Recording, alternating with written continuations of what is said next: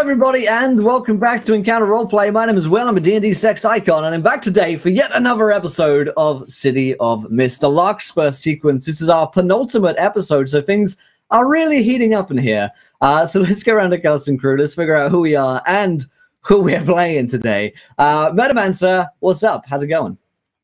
Not much, thank you. I'm excited. Like, really, really excited, guys. All the wonderful things are culminating to this final 6 hours of gameplay today and next week.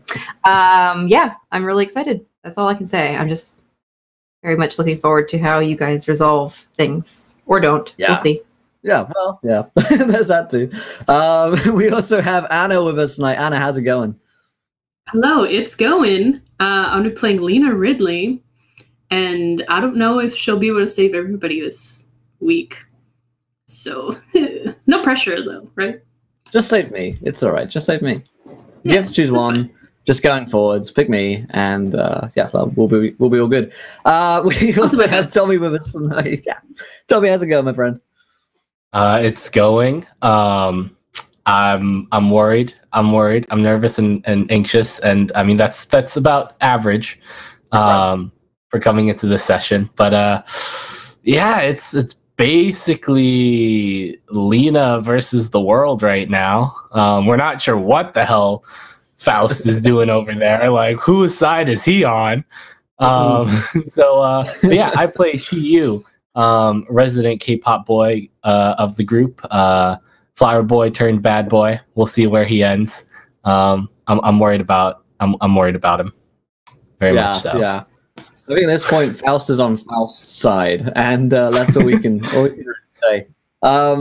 Great stuff. Speaking of which, we have Sheepdog with us tonight. Sheepy, how's it going, my friend? Not too bad, thanks. Hey there, guys. I'm Sheepdog. I play Jack Fantastic, who is currently in his avatar state of Johann Faust. And I'm very worried that the entire party is going to gang up and kill me soon. Possibly. Possible. Oh, amazing. And of course, last but not least, we have Scraticus with us tonight. Scrat, how's it going, my friend? It's going well. I have a cat laying on my mouse, hence why I struggled to unmute there. But hey, I'm Scraticus, and I'm very much... This is one of the shows that I've been thinking about pretty much like all week, like sitting at the back of my mind. And I'm playing Dr. Hezekiah Shaw today, who is the creepy doctor of the group. But who knows how long that will last, because I've been playing things out in my mind and looking at my character sheet, and who knows? Who knows? We'll have to see. As for myself, I'll be playing Russell Gibbs, the detective turned flower enthusiast, who is here just to smell the roses today. He's really just here to smell some flowers, have a good time, maybe hear about some new botany techniques. It's really very chill for me. I'm gonna have a great time today. Nothing for me to worry about, really. As for before we dive into the game, in fact, I'm reminding you guys real quick that we of course sponsored today by Fantasy Grounds and Whaling Games, but more importantly, City of Mist, which is a game that we're playing today. They're on Kickstarter right now, and there is a giveaway in the link there, !City of Mist will take you to a giveaway for a copy of the core rulebook that you can check out there. The Knights of Paintown, we did a couple of premieres this week. Yes, I know what day it is. With Metamancer in the MC seat as well. They'll be up on YouTube shortly if you want to go and check those out. The Knights of Paintown is on Kickstarter right now, and I'll link you guys in a second here. Also, of course, FantasyGrounds.com is our virtual tabletop of choice. Go to Fantasy Grounds, try the demo license out for free, see if you like it, and if you do, the first licenses start at just $4.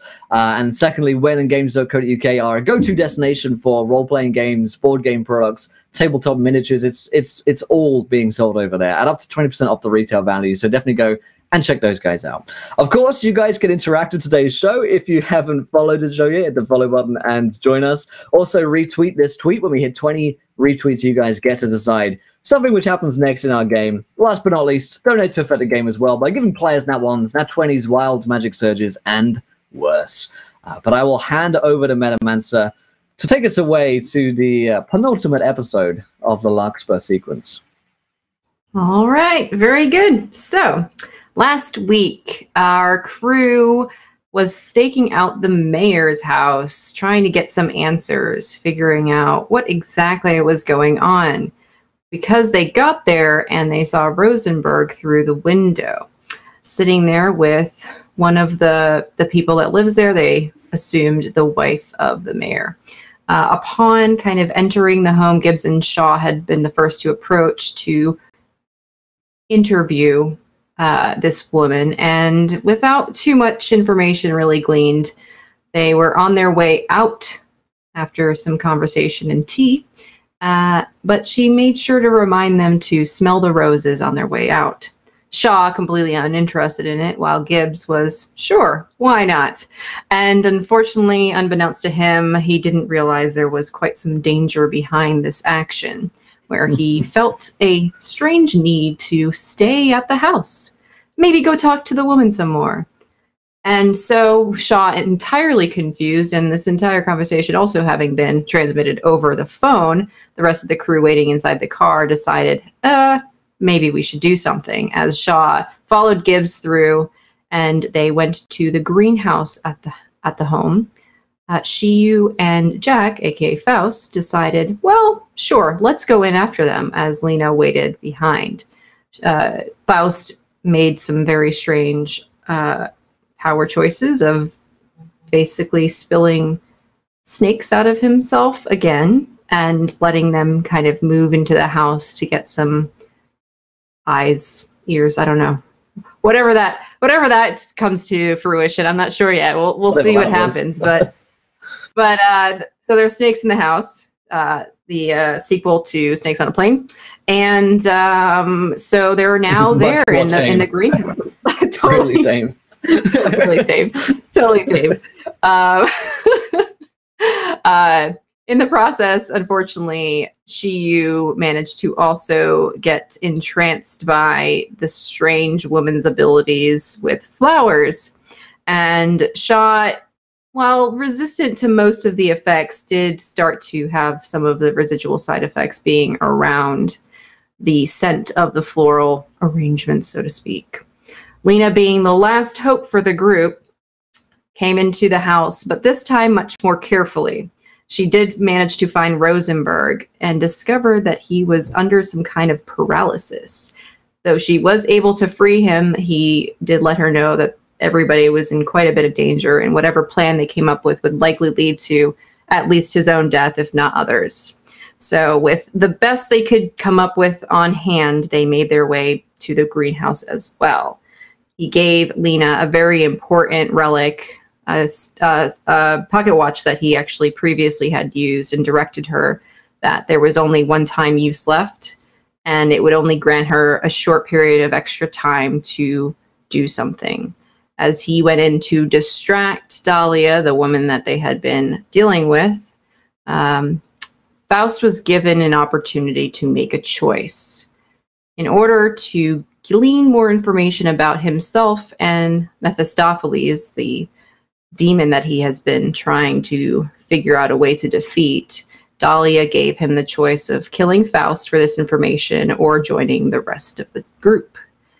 Faust's decision was ultimately very clear as he unleashed his power and begun to mentally cripple Rosenberg until he lay dead onto the floor, just as Lena took action to stop time. And that is where we're going to pick things back up. Let's get some fun cinematics here.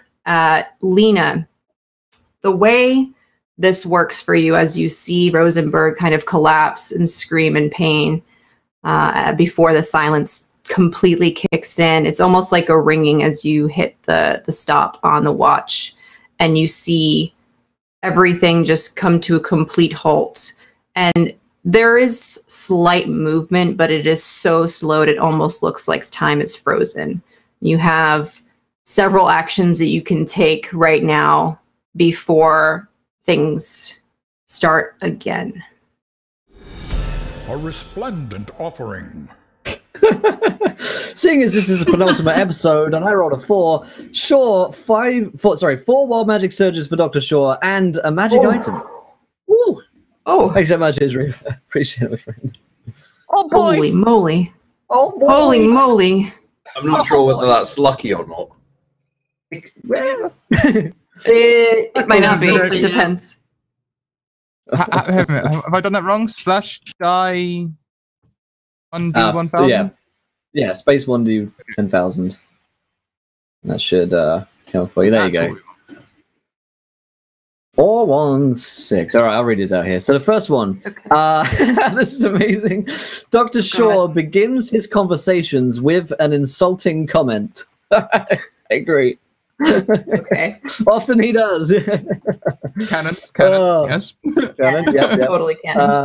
1065. Dr. Shaw is 10% likely to be resurrected if his corpse is set on fire. Like from the phoenix from the ashes. Okay. This is so Dr. Shaw appropriate. I is love it. The Okay. 1 in 10. Okay. Let's see. Yeah, I can deal with that. Half. Oh my god. Half of Dr. Shaw's body is as hairy as an ape.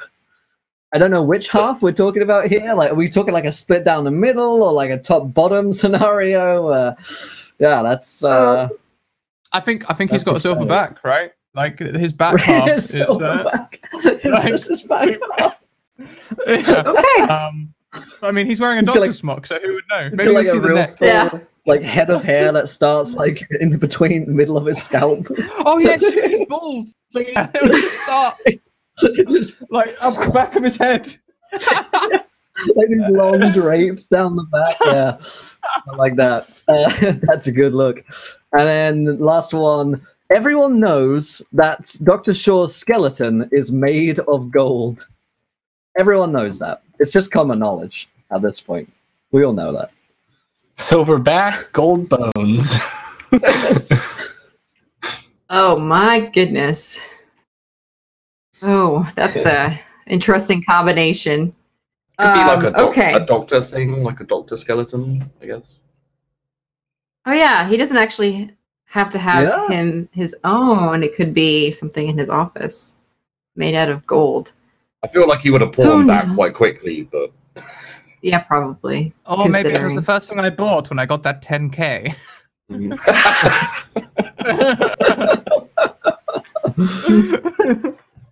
Yeah. I've always wanted one. Oh, of man. these.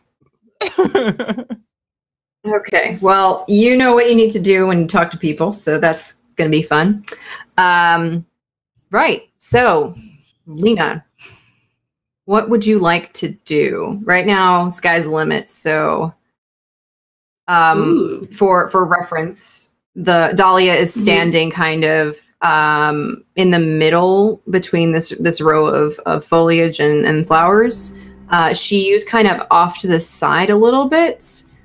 He's not super close to her. He was observing some of the other flowers she was pointing out, so he's the farthest away from the group. Faust is slightly in front of her, where he was kind of like deciding between her and Rosenberg, while Rosenberg's kind of collapsed in the middle between the both of them. And Shaw and Gibbs are behind her. So for personal Okay. reference around kind of like where everything is. Mhm. So I don't remember. I might be totally wrong, but last week was Shaw trying to come out of his thing? Did he end up doing that? I am less compelled than the rest, but Yeah. I am not free. Yeah. Okay. You'd probably He's kind see of me like more like struggling charmed a against little it. bit. Mhm. Oh man, I should have thought about this before the show started. Okay, well, I think I'm in a dilemma, and I don't want to metagame, but all right, no, she's gonna go for Shiyu actually, and because it makes more sense in her mind because he can control emotions, even though she's so pissed at him. She knows firsthand like what his powers feel. So I think it would be a good match, you know, like VV 1v1, 1v1 me, bro. All right, so she's gonna run towards Shiyu, and she is going to force emotion, heal him. Well, she wants to do good, Empathic, and dexterous, or would it? I guess so, right? Because she's trying to Dexterous for the speed to get there. Yeah. And I don't think strong necessarily would come into play here, but undetectable. Yes. So 5, right? Was it 5? Let's see, 1, 2. Did I miscount that? 3, 4, 5, 6. 6. Okay. Yeah, 7, because 1's to do good. Okay. Right? Sure. Ooh. Okay. 13. So we're changing the game. Perfect. So, describe to me exactly what you do and what it looks like. Sorry. Yeah, so as soon as she hits that time thing, she will dash. Like, all those thoughts were just like at 1,000,000 miles per hour, and she just dashes for Shiyu. As soon as she gets to him, she is going to put her hand on his shoulder, and then turn his head away from the roses, and with one of her hands, that like weird purpley healing thing is gonna go into him, and she's gonna force the emotion of I guess alertness, so he can kind of come out of that weird thing, and he can be prepared for, I guess, fighting her once he comes out of his little trance. And she's just gonna stand right next to him after he's like A-okay, and she's gonna go into Raven form. Okay. Shiyu, you had a entranced 3? Is that what we called it last time? Well, I had compelled 3. Compelled 3. That's what it was. Yep. So okay. So based on these actions, go ahead and reduce that to 0. I'm guessing you're going to use all 3 juice that required to remove that status from him, right? Okay. Yeah. And then you have 9 juice total. So 5, right? No, 6 left. 6 left. For juice. So then you're going to give him alert, right? Or something else. What else do you want to give him? Okay. And then if you'd like to, you can try to scale up the effects, or try to prolong it so that he's resistant to it. So like being pulled back in, essentially. You want to do something like that? Yeah, I guess so. So I guess on top of the resist, I could just I don't know, make him more stronger, alert. I don't know really how to explain it. Yeah, let's do so obviously you're going to drop the status of compelled completely. What we're going to call is immune. I'm going to give him an immune, because you can't, basically she's preventing you from being influenced again. So what we'll do is, that means you don't have to face danger when it comes to those particular effects. Perfect. So you want to do like a 3? This is happening. Twitter Vector today is £10 to give a magic rose made of void stuff in my hand. Okay. What does void stuff do? I don't know. It just does void stuff. It does what I still void have to stuff give does. Shaw magic Void stuff items, does. so yeah. Just void stuff things. Yeah. Just void stuff things. I feel like we can do Hashtag. something cool with that. Hold on. Let me write this down so I don't miss it. Flower of void. I'll just call it that. Yeah, we can do something cool with that in a second. We should give an item to Shaw before I forget. I'll think about it real quick. So we're gonna do immune 3 for Shiyu, and alert. How much do you want to put onto that? Do you want to do the remaining 4, or Do you want to give yourself some bonuses here as well? So can I give? No, go ahead. Ooh. Go ahead. Okay. So you said I had 6 left, right? Yeah. All right. So I'm gonna give him 2 more, and then I'm going to give 4 to myself, and there we go. And maybe just give me. I don't really know what bonuses do. Just like adds to your rolls. It depends on the type of bonus it is. So here's something I think you guys could benefit from is you can definitely give yourself a status or like a temporary story tag. I would say because you're not immune to the effects of the flowers, you might want to think about giving yourself that as well. But something you can also do for the both of you is to create a story tag that gives you both benefits when you're working together.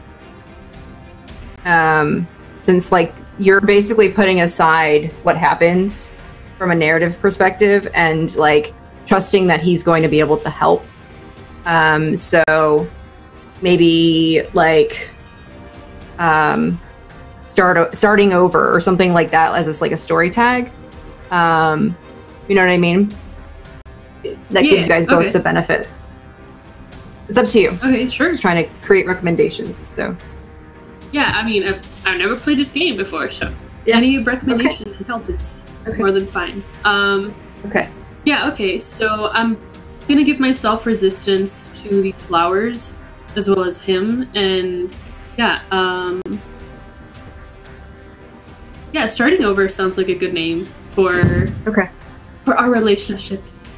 Okay, cool. So that gives you basically you both have immunity, and he also has alert, and then you both have starting over 1. So both of you have immune 3. Cool. That work? Everybody get that? Cool. All right. Cool. So what's gonna happen is you guys are aware of this happening, but it's happening so fast that you can't react yet. So you notice, and it's like the blink of an eye, but it's still so much slower than that. And she shows up and is in front of you, and you feel like that kind of wave of release from being under the control that you couldn't even see before. And so at the next, once we kind of move to the next scene or part of the scene, you will be the first to wake. So one more thing you can do if you want, Lena, you're welcome to do one more thing before the time runs out. Can I hit Dahlia, or would that be possible? Yeah. Okay. You said you wanted to do Raven form. I forgot about that. Yeah. Would that cancel out my next? Yeah. Well, actually, if you want to do that, you can try to hit with all you've got in Raven form.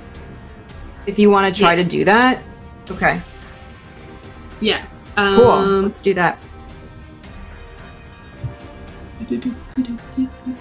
So when I hit with my Raven form, I don't know if I had to write it down anywhere, or would it just be 2d6 plus Raven form? Yeah, Raven form, and then anything that helps bolster the Raven form, essentially. So in this case, your immunity isn't relevant, so you don't get the benefits of that, but starting over is, because you're trying to protect Shiyu. So you would get the +1 from starting over. Undetectable, I would definitely give to you since she can't see it coming yet. Okay, so it's Raven form, starting over, undetectable, strong, dexterous. Would athletic be one? Are you using your own physical body to move in closer? Well, no, I guess it would be its own thing. It would be more of a mind. Yeah. And wants to do good? Up to you. I will let's tell you to invoke the you don't know your own strength though on this one. Ooh, yeah. That'd be a good You- one. So yeah. my weakness tags, would that count as another point? It would remove it. Or It would remove one of them. okay. Yep. All right. So, So I you should started stay off with -1, right? Okay, so it's 5 then. Yep.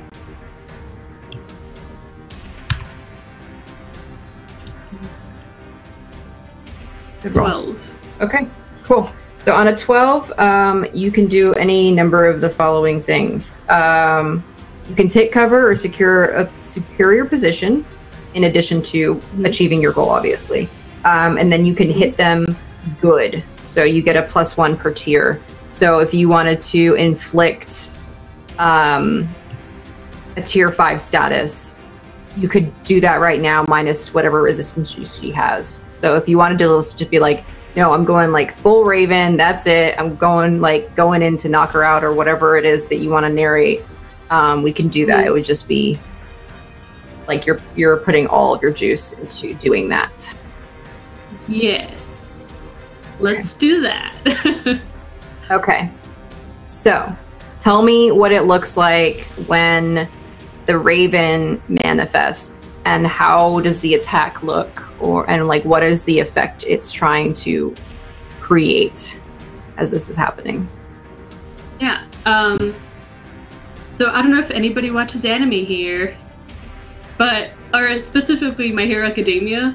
There's a character Yes, I love that's that called. Okay, so Dark Shadow, basically. Yes. It's imagine a crow guy, except I'm not a crow, but he has a shadow that kind of comes out of him. So it's this big raven that's kind of black with purple that kind of like whoosh, comes out of her, and when she goes like all in and like she's just totally invoked in this, like her eyes are gonna go kind of black with like a hint. If you were like really looking at it, there was like a hint of purple smoke in there, and she is going in her head. She's going to tell her raven to just like go full force and attack her. So basically, how that looks is big old raven, and then when it attacks her, it's gonna go like a little tornado and like push her, basically. If that makes sense. Okay. Okay. Cool. Sounds good. So we're going to do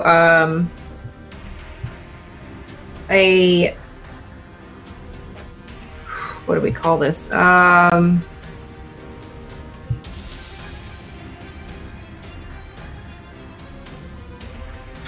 trying to think of what to call this. We'll do a. Is the intent to hurt or subdue? Maybe a little bit of both. Would I have to pick one? No, you'll just have to split the juice on where it goes, which is totally fine. It's just something that I just want to track correctly. Sure. So let's just. Yeah, what do you have now? Okay. So a 3 to 2. Yep. On that. Sounds good. Okay. 3 to subdue and 2 to hurt, I guess.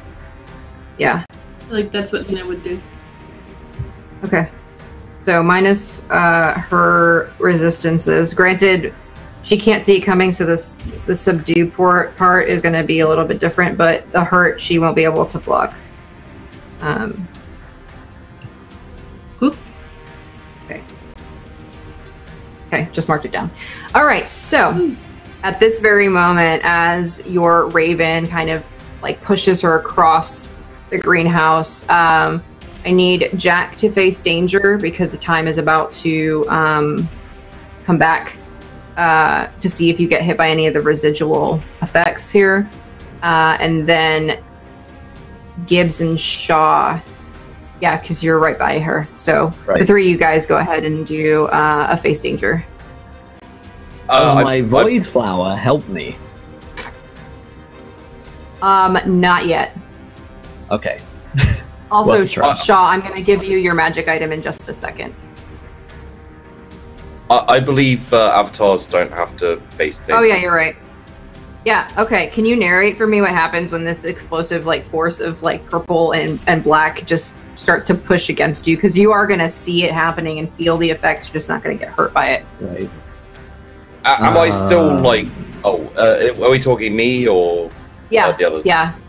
No, Faust. Am I still like frozen or slowed in time? Or? It's like that instant moment where like it happens at impact and the time just comes back and it's like snapping into place again. Okay.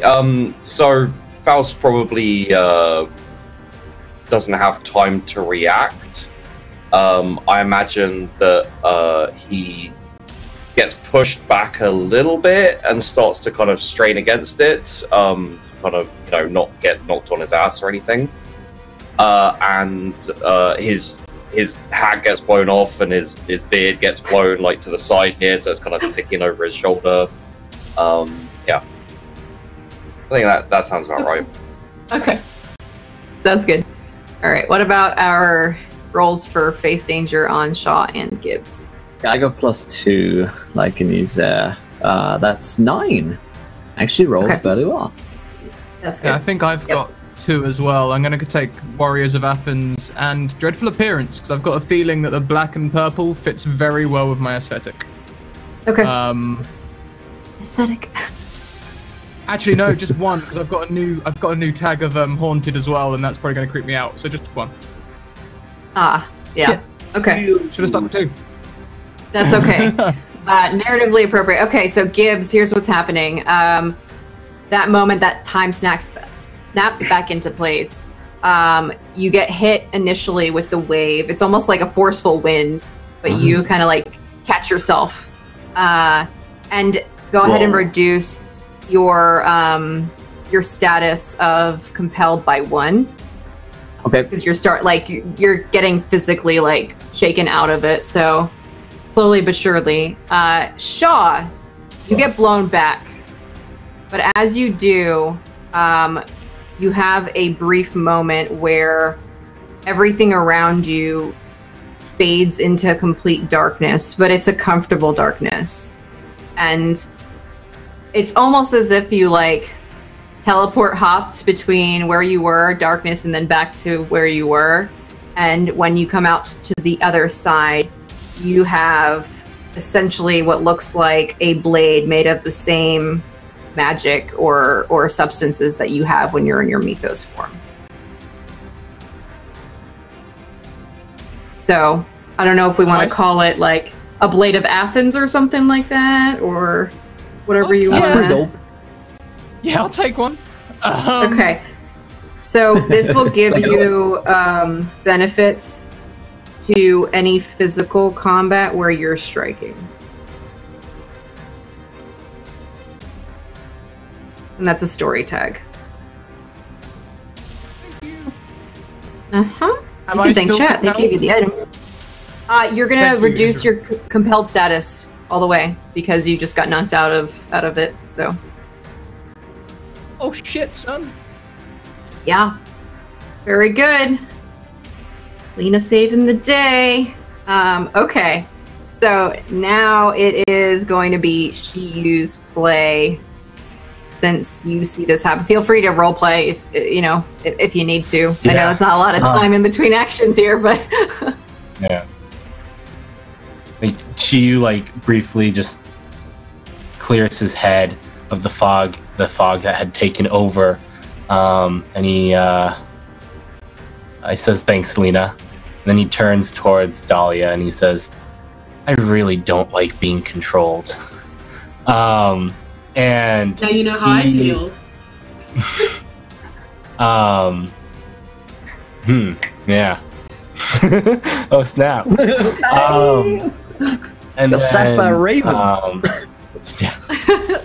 And then he, ironically, is going to focus all of his sort of powers to cause Dahlia just utter despair.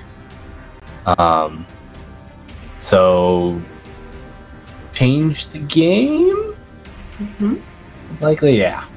And I'm going to be using control emotions. I'm currently in control of myself. My powers are inconspicuous. I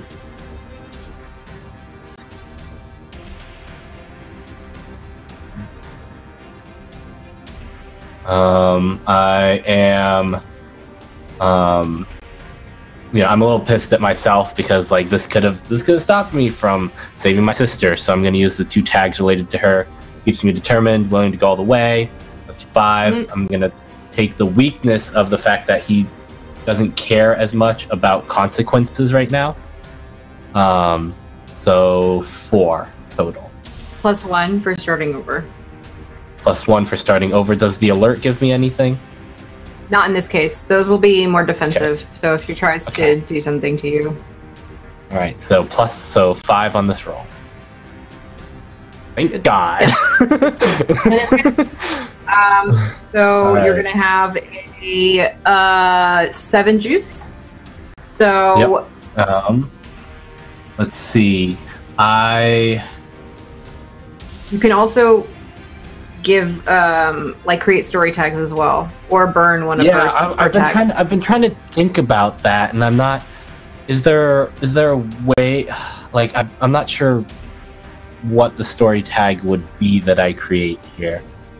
Because that's something we haven't done as much, so I'm not super familiar with it.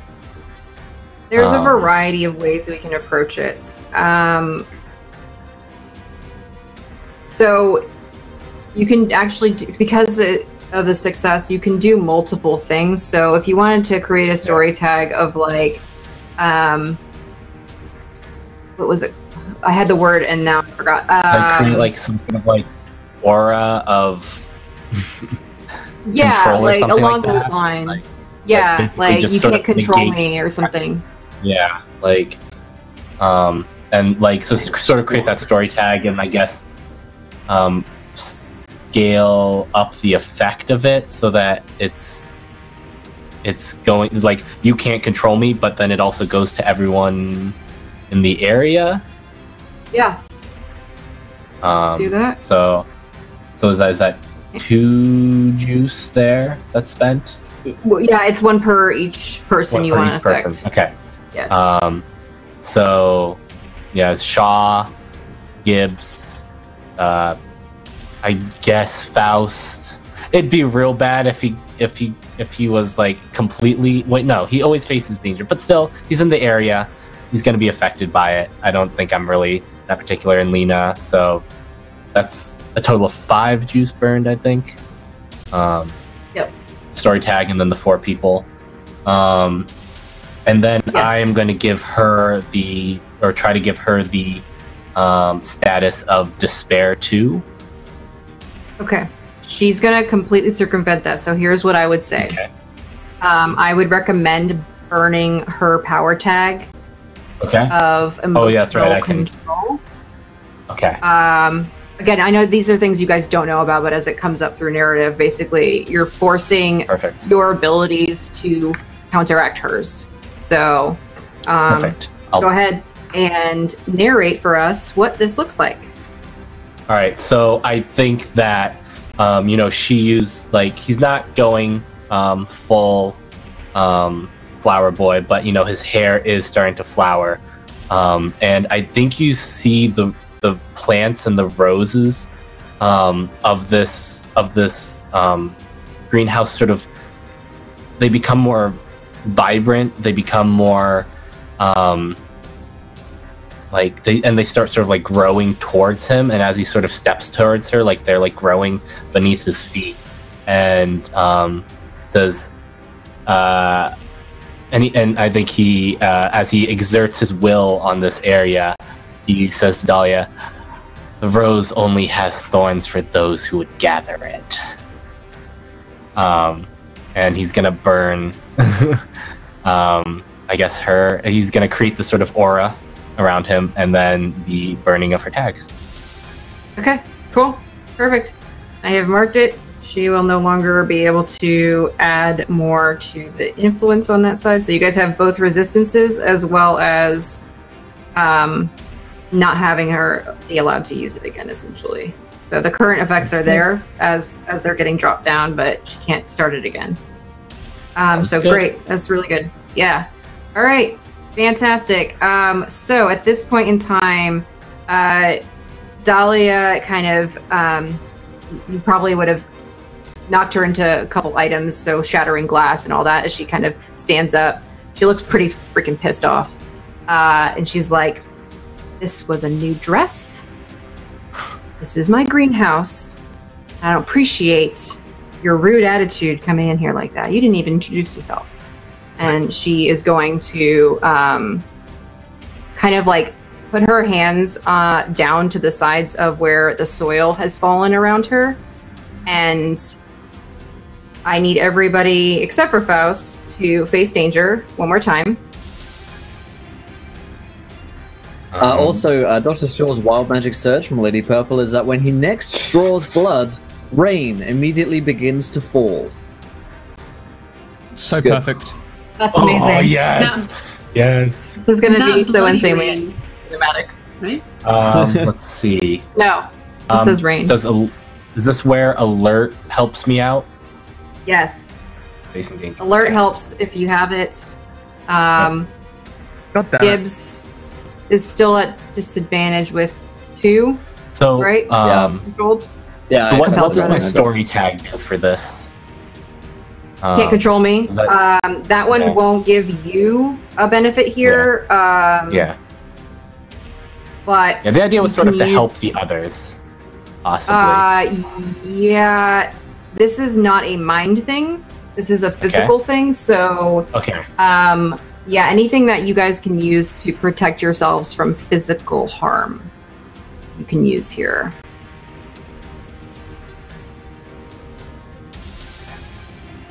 Let's see. +2 for alert. Warrior of Athens, that's the only thing I've got, so that'd make that a 6 instead of failure. Yeah, I'm actually going to let you use the Blade of Athens here because you can use it to physically protect yourself.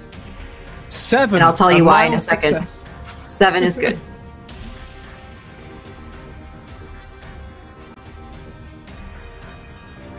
Okay, what else do we have? 11 for Shiyu. Good, good. Okay, 8 to Good. yeah. okay. Hey, you know, that's what the minus, right? Oh, it's a straight roll. Yeah. Never mind. Okay, cool. Yeah, so as this happens, here's kind of a few different things. I'll let you guys narrate what you end up doing. But once she places her hands on the ground, you see as these vines, they look like thorns of flowers, start to emit from where her hands are. And faster than you can blink, they're rushing towards you to ensnare you, essentially. And they're going to try to follow, like, they're their own organism, essentially. They're following you wherever your feet are, where your arms are, trying to get a hold of you. And for Shaw, the initial is that it grabs onto one of your hands, the one that doesn't have the sword in it, and it starts to cut into the side of your wrist. And I guess at this point you can take an action narratively, and like how you defend yourself, essentially. Suppose he sort of regards it for a second. In his own way, he's very disassociated from his own body receiving pain. It's one of the first things he learned, despite the changes he's been through. So I suppose he'll just sort of be looking at the blade, hearing the whispers coming from it, and just sort of very slowly just pass it through the vine. This is like a test. Okay. Yeah. It goes right through. The remaining vine on your hand no longer looks like it's a living vine. It looks like a dead vine versus where it was before. And it kind of just falls off. Gibbs. Oh no, go ahead. Go ahead. I was gonna say, I'd like to put my hand into my pocket and draw the gun that I took from someone earlier as well. I have Okay. a sword in one hand, a gun in the other. Okay, totally fine. Yeah. We'll resolve that in a sec. You're more than welcome to draw your gun though too. Gibbs, I'm tooling you up. wartime. Gibbs, you you're not going to be entirely ensnared, but you have these vines around you. She's trying to protect you from being either taken or something along those lines. And with your current status still, you're not worried about them, but you do notice them. They're not going to like grapple you or entangle you, though. I like confused by the lack of like being so loving these roses now. I'm like, hey, what's going on here? I look at the Shorewibbler sword and Lena having turned into a raven and kind of realizing that maybe this Dahlia woman isn't quite who I thought she might have been. Yeah. Hang on a minute. Does it look like people are like physically fighting her, like killing her? Yeah. Oh yeah, then I join in. I'm like, what the hell? And I'm gonna get out my gun and start shooting her. Because I feel betrayed. Very emotionally betrayed by this woman now. As I've clearly been duped by her. So I'm gonna use my quick draw, my explosive bullets, and the fact that I'm a crack shot to try and work against. I think I've got 2 status effects on me now. There's -2, so Yeah. +1 overall, I think. So it's really going to be. I'm going to try and hit with Olive. I'll probably just change the game, actually. Yeah. If you're trying to attack her, you're going to have to hit her. Okay, Or you can go then I'll hit with toe-to-toe. what I've got. Okay. Yeah, I hit with what I got, probably. Because I think I'm just like, I come out of this and I'm just so angry with her that I just start firing. That's a Okay. 9. Okay, a 9 is good. So if you want to go ahead and try to get them good, you can use the 1 there. You're not going to be able to actually physically hurt her, but she is going to notice that you tried to. I'm probably going to take cover as this happens as well. Okay. So she knows. Would you rather take cover then? Yeah. As you're shooting, would you rather take? Well, yeah. I'm Okay. gonna That's a good call. pop, and then dive behind a flower pot. Yeah. Do you do the sideways? Oh my god. Okay. Yeah, we're gonna bring your void flower in a second. By the way, I haven't forgotten. Amazing. Okay, Faust, you are watching this scene unravel. Dahlia is attacking everybody. The vines kind of just avoid you because you did the thing that she wanted you to do, and she doesn't really care about whether or not you're going to try to fight her, essentially. And so, as the mess in front of you starts to unfold, what would you like to do? Okay. How are they doing? Like, are they making any progress against her? Barely. I think you, from what you can tell and based on what you're feeling, like as far as emotional state goes, is that she's more annoyed than she is like in pain. She's mildly like bruised essentially from getting hit back and like dealing with the shattered glass that she ended up inevitably like accidentally putting her hand in and things like that. But yeah, she's definitely more enraged than she is like, you know, health-wise depleting or anything like that. Did the glass cut her? Yeah. Okay. Okay, I have a question. Mm-hmm. Can I investigate her? Sure. Is that something? Yeah, totally valid. Okay. So I'm not sure I have too much to help with this, but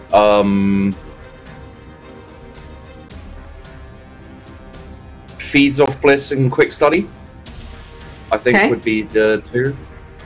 So that would be +6. 6. Yep.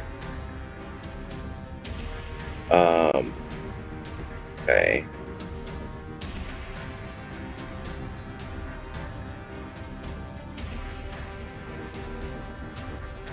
Good roll. Well, good pluses. Roll Yeah. not so much, but okay. So 10. So yeah, go ahead and ask me 6 questions. Okay, so does she have any noticeable external source of power, or is it all her? Like, it's not Oh, like it's all the her. flowers powering her. Okay. No. There's no like she manipulates the world around her with her powers, but they're not from outside of her. They're within. Okay. How strong does she look? Like, does she look like she can take all of us easily, or do we at least have a chance here? You have a chance, as long as you time your movements correctly, because she not only has herself, but literally everything in this greenhouse. You guys are at a disadvantage as far as like being outnumbered goes, from the fact that you have to be constantly aware of what everything is doing around you. But as far as her specifically, she could only physically attack one of you at a time. Like, she can't split herself off or anything like that. Yeah. Okay. Right. What type of defenses does she seem to have? Is she more defended against mental or physical? She has intense mental immunity, which you can tell immediately when you try to get a feel for like her abilities. Her physical is all from her own powers of like the vines and the things protecting her. Her own physical like skin is not resistant to damage the way like something made out of a rock, like a rock golem would be. She's not like that. She's still flesh and bone.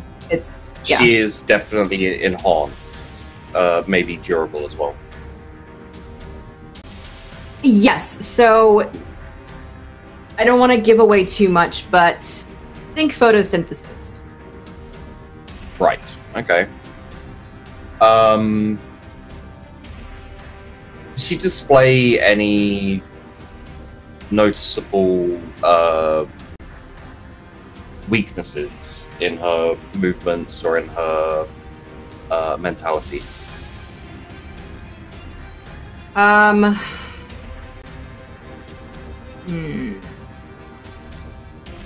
This is a tough one.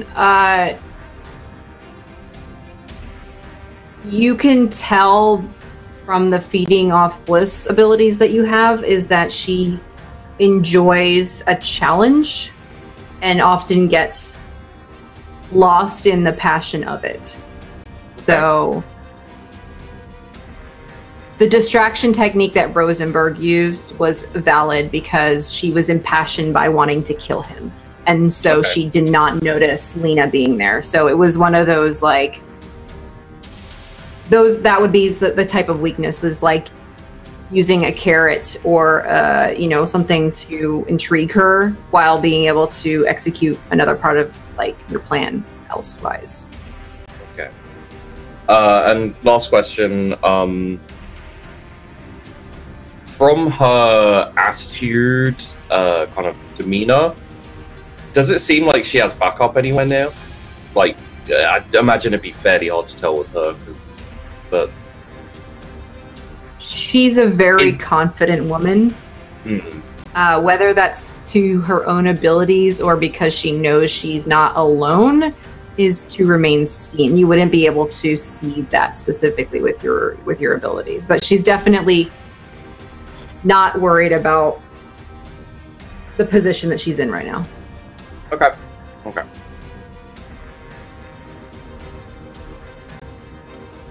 Okay.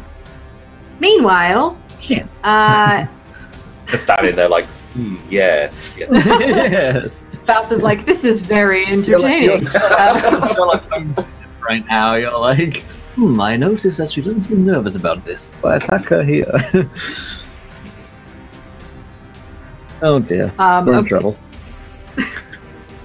So, Lena and Shiyu, you kind of, Lena mostly, as everything is happening and unfolding, you see Shaw, like, kind of, like, stand up again, and he seems to have shaken the effects of the control that he was under, holding this blade and a pistol in his hands. Meanwhile, Jack, aka Faust, is kind of, I don't know. Do you have your arms crossed, or what? Like, what does your demeanor look like to everybody? I'm just basically stock still, like staring at her and studying her. Okay. Or checking her out. You're not really sure. Yeah, and Gibbs is stuck behind a flower pot. I'm like covering right now from behind the flower, peeking my head up every now and again. But yeah. Lena's definitely kind of standing her ground, and she lost a little bit of self-control, a little bit, not as much as she needed. But when she went to Raven form, and she's definitely gonna, after she sees a gun and sword, another gun, she's gonna be starting to get a little bit worried that she doesn't want to kill this baby. But she still looks around a little bit. Okay. Waiting for the next move. Okay.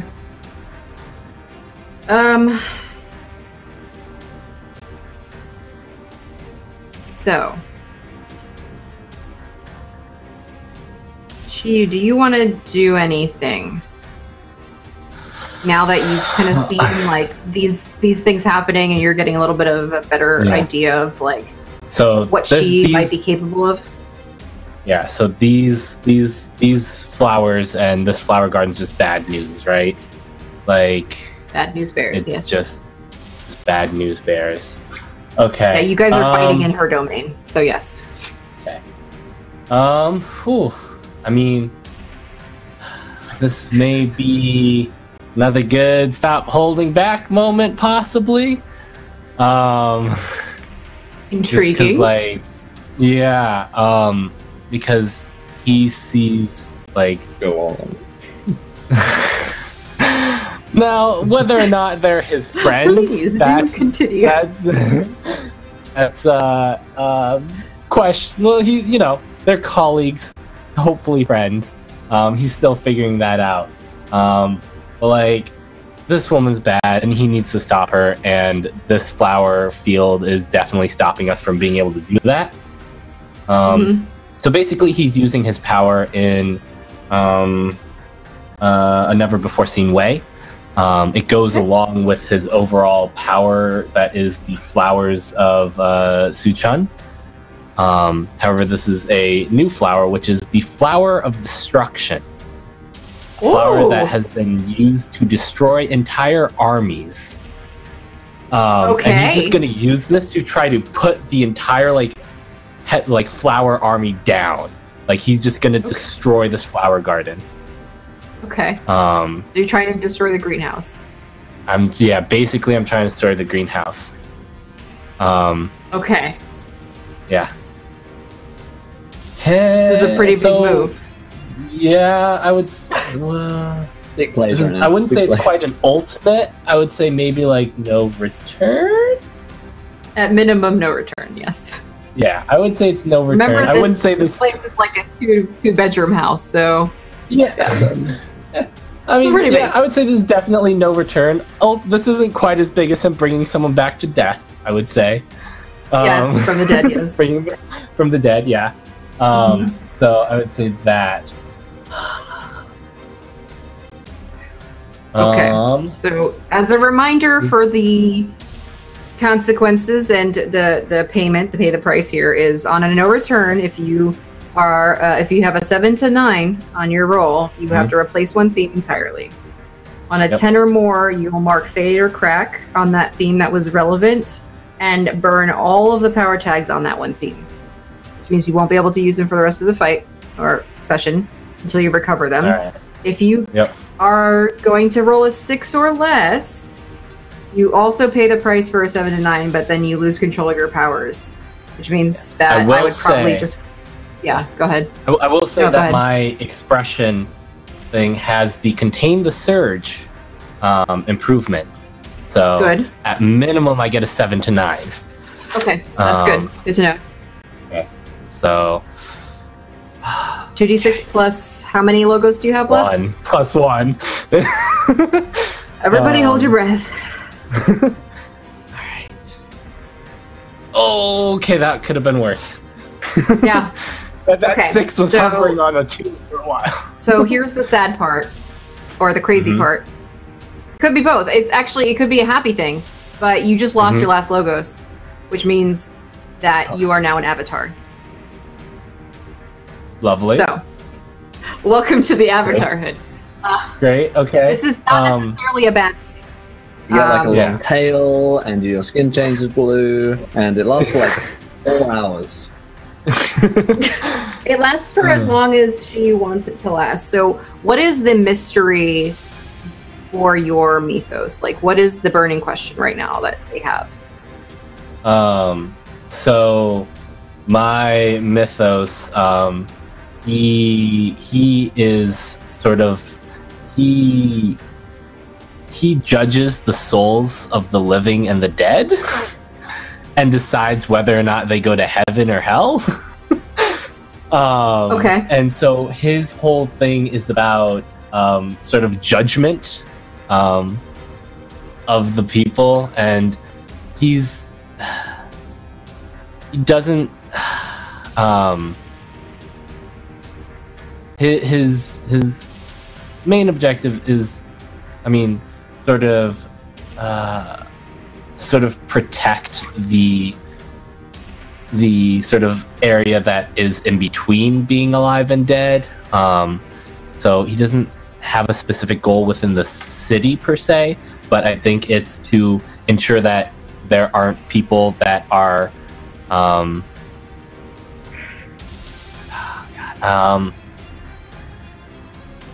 that aren't like fucking around in his flower field, so to say. Stop fucking in my flower field. Stop fucking around in my flower field. That's great. And so, so I think, so his thing, I think, in this moment, as he sort of goes avatar, is he sees this other person that is this Dahlia person, I think, and this, like, this is no longer like you being like, okay, let's stop her. This is like, I am now going to judge your soul. Yes. On this person, because you are doing things you shouldn't be doing. Right. So the way that the avatarhood works, just as a reminder to everybody in the audience, is that you must continue to pursue your mythos agenda, which is what is the ultimate mission of your mythos. That has to be the one and only thing that you care about. The moment that you stop doing that, your avatarhood ends. And so you're going to need to choose between your avatar's agenda and the mission that you guys have on hand, if they differ.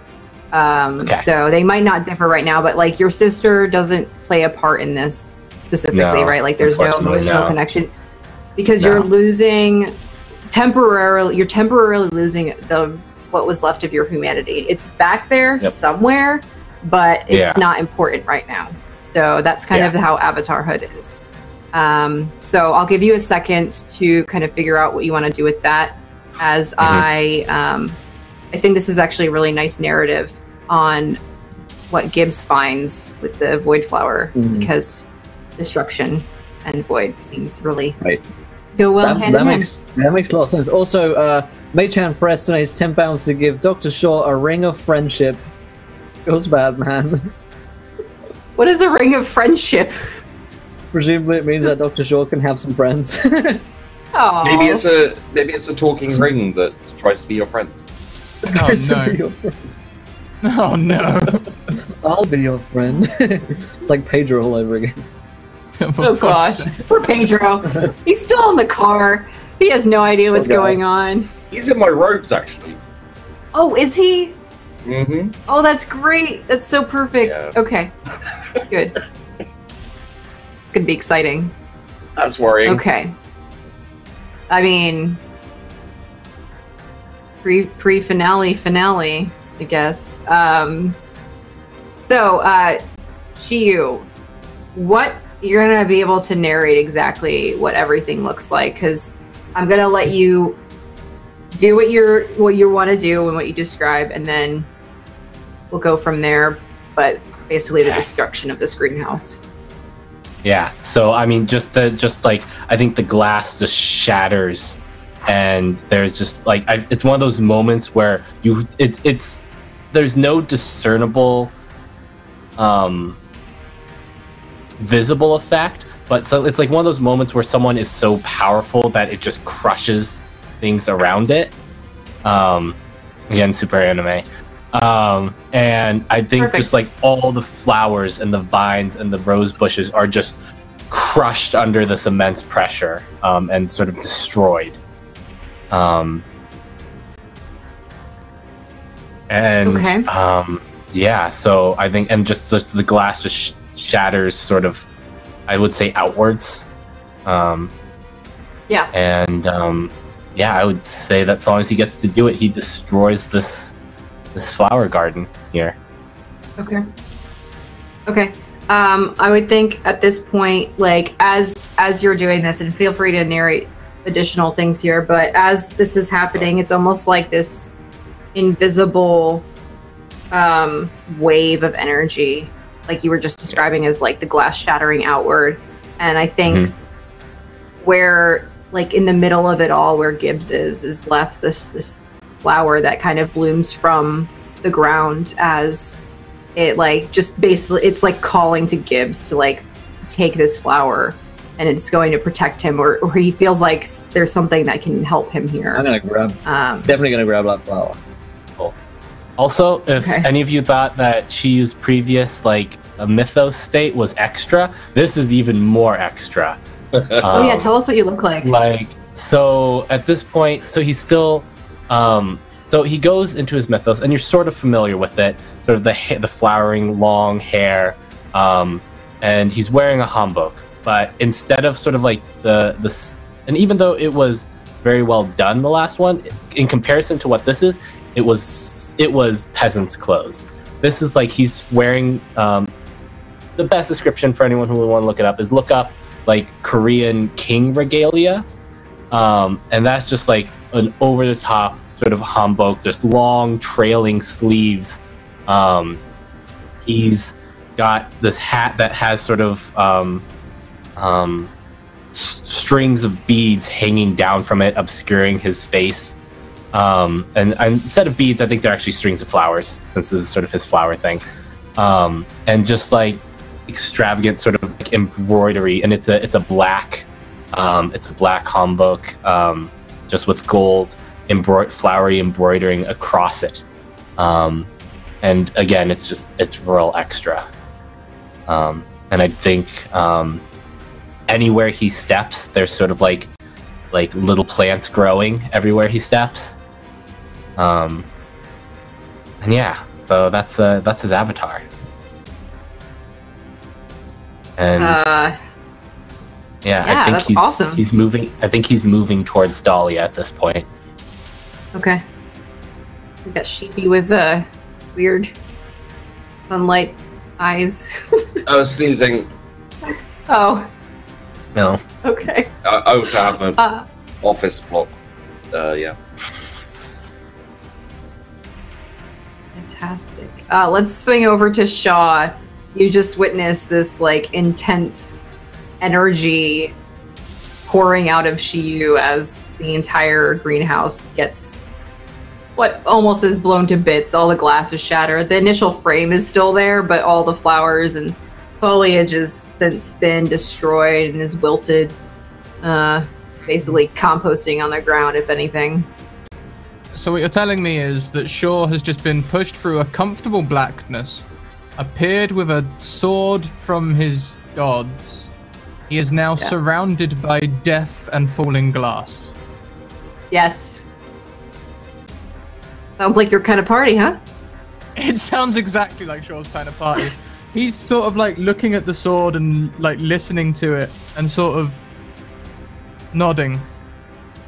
And for a moment, maybe you see like the horns and the armor sort of stuff, but like he sort of shakes his head because people don't find that scary anymore. And instead it just becomes like a cloak of darkness that just hangs around him for a second. As he turns around and looks towards Talia and sort of, yes, indeed. She must be a devil. But I wonder if this devil may cry. As he runs towards her, sword drawn, gun forward, firing at her, and I've got so many power tags I can use. So many power tags. I want to use my anatomical knowledge. I want to use steady hands. I want to use my moral compass, because my moral compass is Officer Gibbs, and he's also shooting at her. The ends justify the means. I want to instill creeping anxiety as this blackness and death wraps around her. I want to take that and infuse it with her. My appearance is dreadful. I'm a warrior of Athens, and I've got the story tag gun. Okay. For weaknesses, I've got a haunted one. We could drop that to 7. Okay. Yeah. Is that Go cool? for it. Yeah, you're gonna hit with all you've got. Actually, no. Sorry, you're going with toe to toe. You just alerted her that. Yeah. Oh boy. Cool. And when I use my anatomical knowledge in toe to toe, it's dynamite. Okay. So I get to use all of the toe to toe things. So I managed to achieve. Yeah. Yes. So here's what's gonna happen. She's obviously fighting back. Let's make this cinematic. So, as she realizes that her plants are dying, she is in like a moment of despair, because like those are hers. There's, the one thing that she really cares about beyond her own life is her entire greenhouse, which was just completely demolished. And so she lashes out, and essentially the way that I'm envisioning this, and you're welcome to add narrative flavor, is it's almost as if like whatever's left of her, she's taking, and like as she's moving her arm across, like these vines come like flowing out of her hands, and she's trying to use them essentially as like whips to like get everybody away from her. And she's going towards you as like these vines like rush across the ground and like trying to encircle you, and you're just jumping and dodging and like all whatever you're, feel free to add here, but she's coming at you with everything she can at this point. So one of the things in toe to toe is I can like counter their best attempts. Yes. Can I just make the vines die with my powers? Just totally, yeah. Shrivel as I rush forward. I'm trying to get into melee distance with this mood, but I'm shooting her at the same time. So like, yes, getting into melee distance and getting her good. And I'd like to give her the status shot to shit, if that can be done. I want to shoot the hell out of her. Yeah, shot to shit. I mean, whatever you want to call it, it's fine. If that's what you want to go with. Yeah, I want to shut up. Like, is it just tier equals power? So can I give her a tier 7 shot to hell status? Well,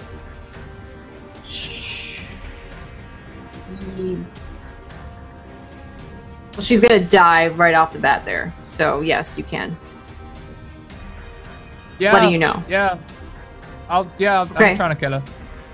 Okay. Tell me how her execution looks. Well, he runs up, shooting her down. The vine's dying on the way forward. As every step he takes is death, as this cloak of darkness billows out around him. As he runs out of bullets, he casts the gun aside, and as she's falling, you know what? He's going to bring that sword in as well, because there's no way he's not using it.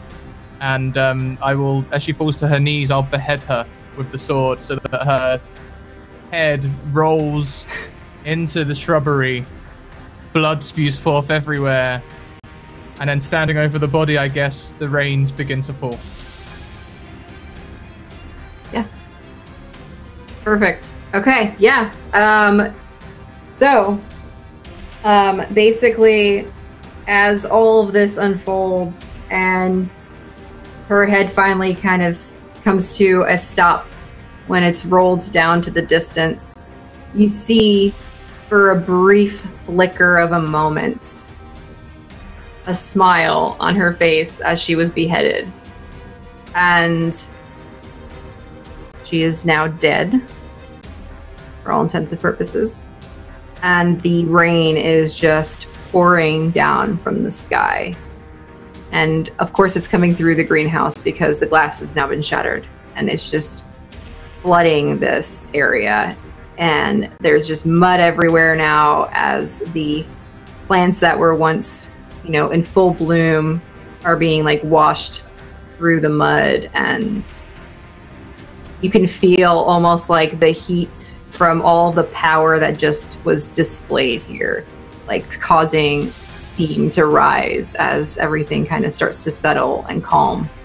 And you're all there standing in front of each other with Rosenberg slopped over to the side, dead as well.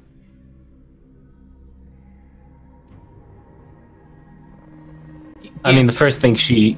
Oh, sorry, go ahead. Oh, first thing that Avatar Shiyu, who I mean, we can call him by what his mythos name, which is Halakunji. Yeah, it's a very Korean pronunciation of a name, but it's like Halakunji. So we'll call him Hal. We'll call him Hal for now. So I don't have to keep trying to pronounce that name every time. He's going to approach her dead body, and as was sort of stated before, sort of one of his powers I discovered is that he sort of is able to peer into someone's soul. And I sort of say that sort of look like a flower on their chest. And I think that it's at this point that he is able to reach down in his avatar state and pluck the flower. Okay. Before he judges it, like to use my sort of divination power, basically to see into their soul and sort of do like see the secrets of their soul. They're doing an investigation here. Okay. And I'm going to burn and instantly unburn all the power tags in that ability. And so that, well, it gives me a +6 instantly on that. Do I have to roll for this? How many power tags? No, how many power tags? That's two power tags I'm burning. Yeah, 6. And this one. 6. So. Yep. Okay. 6 questions. Oh, about their soul, I guess. Succeed. Okay. Yeah. Well, the first thing he obviously asks even as without his mythos. First thing he has to ask as his mythos: was this a good person? No. No. And I like to think that her soul is like a black rose. If you're talking about what her rose looks like, it's a red rose, but it looks like it's rotting. Rotting. Lots of thorns. Yeah. Okay. So that's the first question. I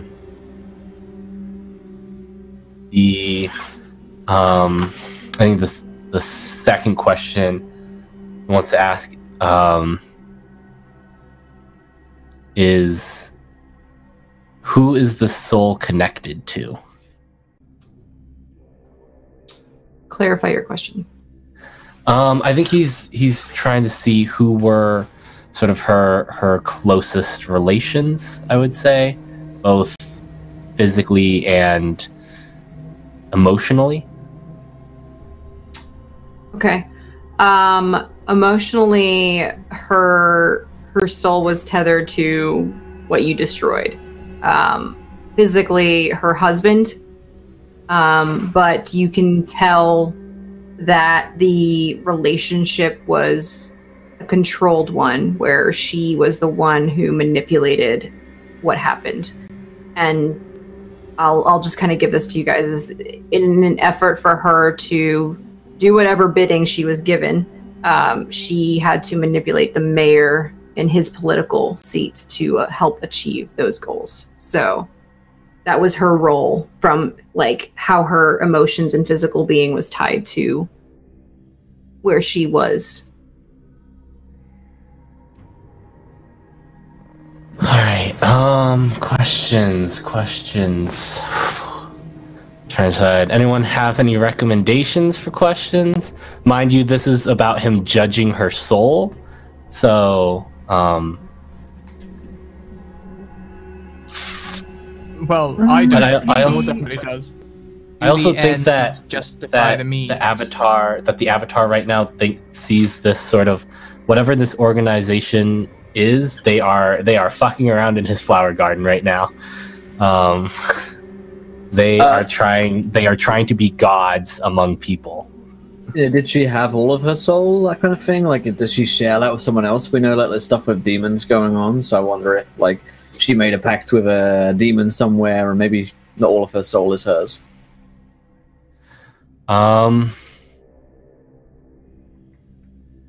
Who does the soul answer to?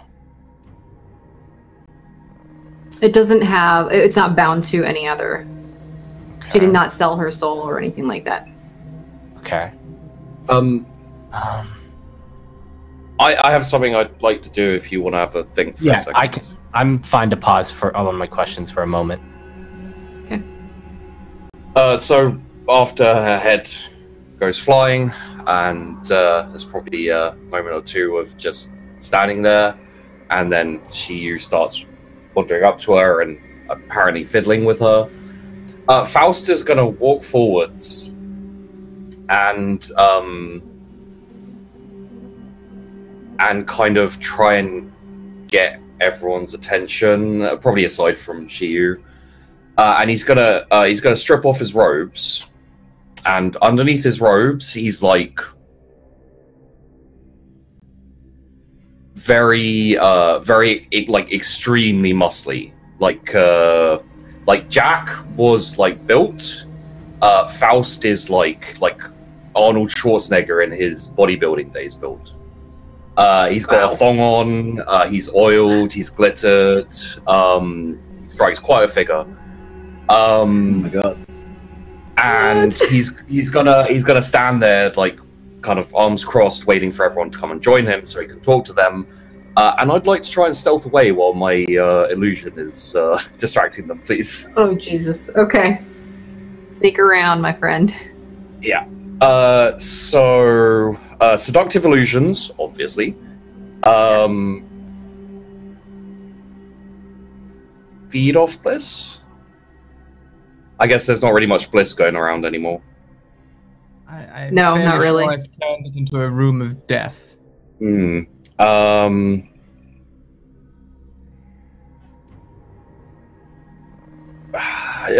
Serpent of temptation. I've got my snakes around. They kind of come in. How are they tempting? I guess no, they're not really tempting. So amplify emotions, feature vices.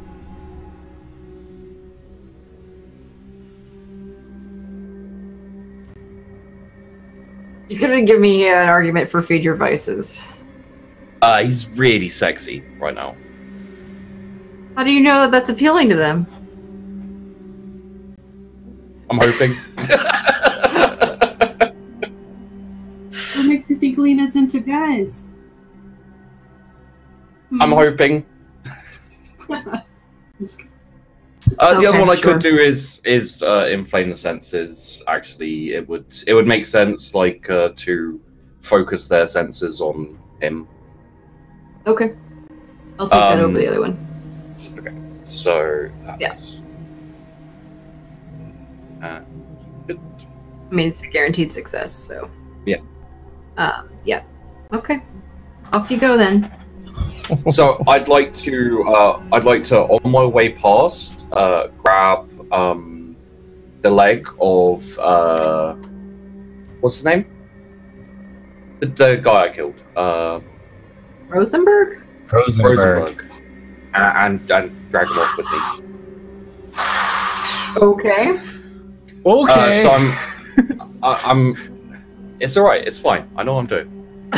So I'm gonna drag him into the house, crouch down over his body, like staring at him for a couple of seconds, and then I'm gonna reach into my robes and pull out Pedro. Oh, Shake him, Okay. shake him a couple of times, and say, "What do you think? Would this be suitable?" What's up, boss? Oh, whoa! That's a dead body. Hey, are we being? Am I finding a new home now? Is that what's happening here? Yes, Fuck. yes. Would you Yeah, like I'm in to? it. I'm in it. I'm into it. Yeah. Right. Let's- Do I just? I guess I just let you out. You know, honestly, man, I've never done this before, so really, your guess is as good as mine. All right. Well, I will just, I guess, pour you onto him, and we'll see what happens. Sure. Yeah. That's You have to like do. Maybe we could do some kind of like a demon prayer or something. You know. I don't know any demon friends. All right. Okay. Well, yeah. Just leave me here. I'll just concentrate really hard. Okay. And I tip him out, and I'm gonna stay and watch because I'm really interested to see what's gonna happen. I think Pedro is very much like, what the fuck do I do right now? Join the club, Pedro. Yeah. Okay. Cool. That's me. We'll come Good back to done, that. yeah. Yeah, we'll come back to that in a bit. So the rest of you guys, Gibbs, you got this flower. You're not sure why, but you feel like it's really important to you. Yeah, So- yeah. I just had a moment there where I was really sucked into the whole flower thing, and now there's another flower. Huh. So, what the fuck was this lady again? Why are we here? Is she the mayor's wife? Did we just kill the mayor's wife? The gun in my hand and the sword in the swords. Oh, this is bad. It's more like we've killed the husband of this woman, the toy of this woman. The mayor has not been the mayor for a long time. Gibbs, do you approve of these actions? I'm a little This is- confused by them, but was she trying to kill us with flowers? You shot at her. Surely you must approve of my killing I'm a her. little confused. I mean, if she was trying to hurt us, then I guess. But can you define trying to hurt us? Was she trying to kill us? I don't know. Possibly control us. So Lena on the inside, she's still in her raven form.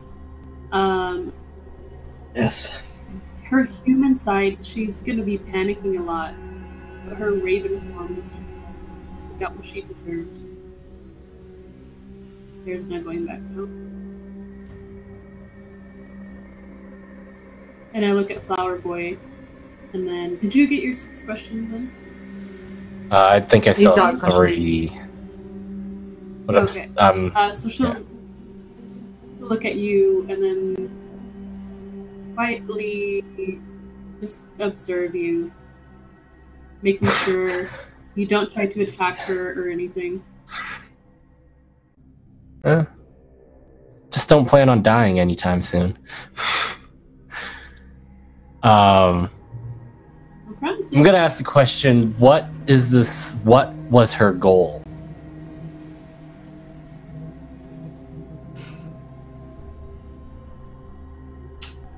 Trying to figure out how that applies to Yeah. her soul. Soul wants what the soul wants. So the soul wanted, whether it was obscured by human passions and other things, but the soul itself wanted.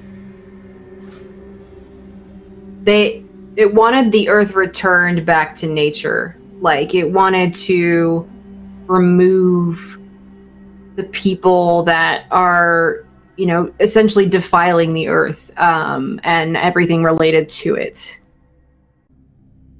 But the reason why her soul is corrupted and like the flower was rotting is because her mission was being corrupted by outside influence. The outside influence is something you can't see, but you know it's there.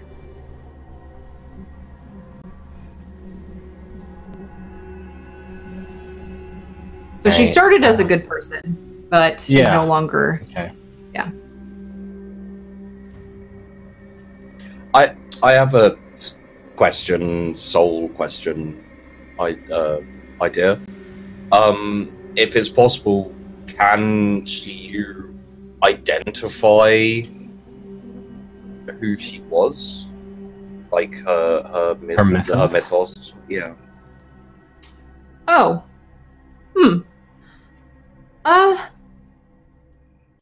So the thing is, guys, when you kill somebody that's a rift, the rift doesn't die. So rifts don't generally die. They move on to another place and then find a new host, essentially. So her on her own, she was a woman that was brought up, like her soul shows that she was a woman that was brought up in a good family that, you know, pushed her to do the right thing and be a good person and advocate for the earth and all this, and she decided to use her political platform and abilities and connections to further that agenda until something happened. Whatever that event is, you can't see, but something happened that derailed her from her true goal, which was to help advocate for eco-friendly, you know, advances in technology, etc. Right? So like things like that. But as far as her mythos is concerned, you can't see it there. It's not there anymore. This is just a woman. There is no one, like there's nothing else left of it. It's just a human body. She did not cry when she died. I don't think she had the chance to. You cut off a fucking head. This is sorry, this is probably a stretch as well, but I had another thought. I maybe it could work as like it was stained on her soul or whatever, but can he identify her final thought? Because that'd be interesting. I'm just trying to think of my things here. Yeah.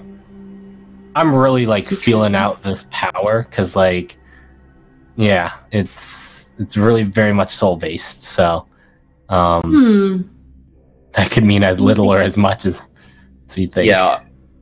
I was trying to think of things that aren't like, and I'm out of questions that are soul related that don't break the game. Yeah. Yeah. Yeah.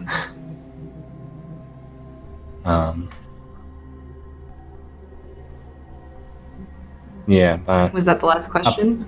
Yeah, that would be like if that can't be answered, then I think that's all that he's gonna try to see into this. Okay. Let me see if I can't think of something that's applicable here. The last thoughts. I think that you probably, this is more of an emotional thing for it, is the separation when a rift leaves a human body, is a more of a sense of loss. And it's not just a like loss of life thing, it's more of a loss of progress, a loss of the mission. Because it takes a very long time for someone to develop powers and to be able to wield them properly. So when a mythos is removed, or when a rift is removed, it's going to have to start over with somebody else. So all that work and all that time, if you just get a sense of a loss, like a disappointment. And that's as much as I can really give as far as like that goes.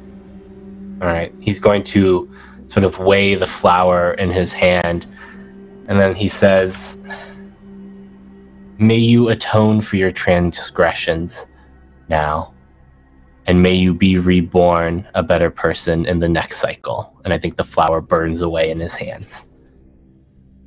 Okay. And Very cool. he sort of turns to, I think he turns to Gibbs at this point, and he says,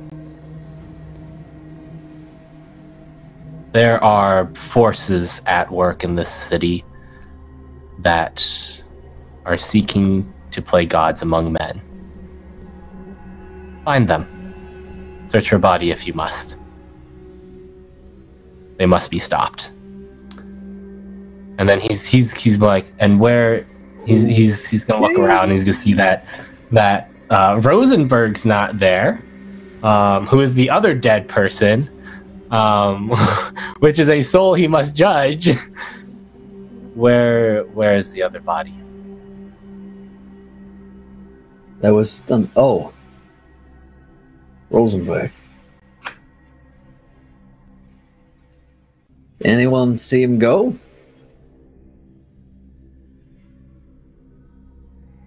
You guys are also looking at You're A all very- useless. thong-specific man in the middle of this whole bit there. Yeah. So reeled up. Faust's just staring there, Rosenberg? muscles, Look at the guy. with like, Rosenberg? You're all useless. Maybe I absorbed him.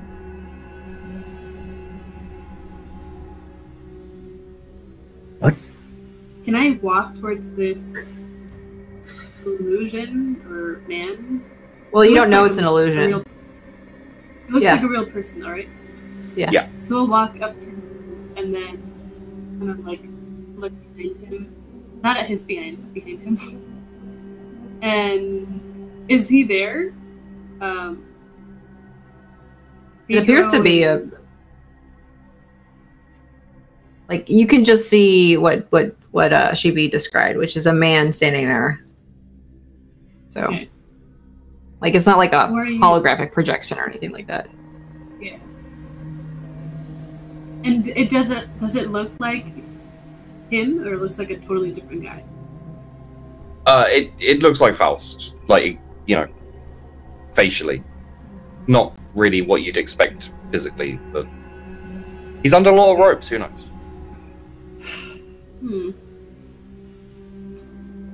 Why don't you put some clothes on?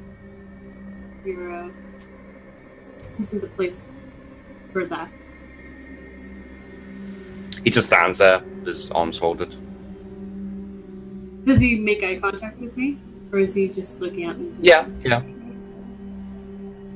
Yeah, two looking at me. yeah. He makes eye contact with you. Okay. I kind of do one of these and go like this.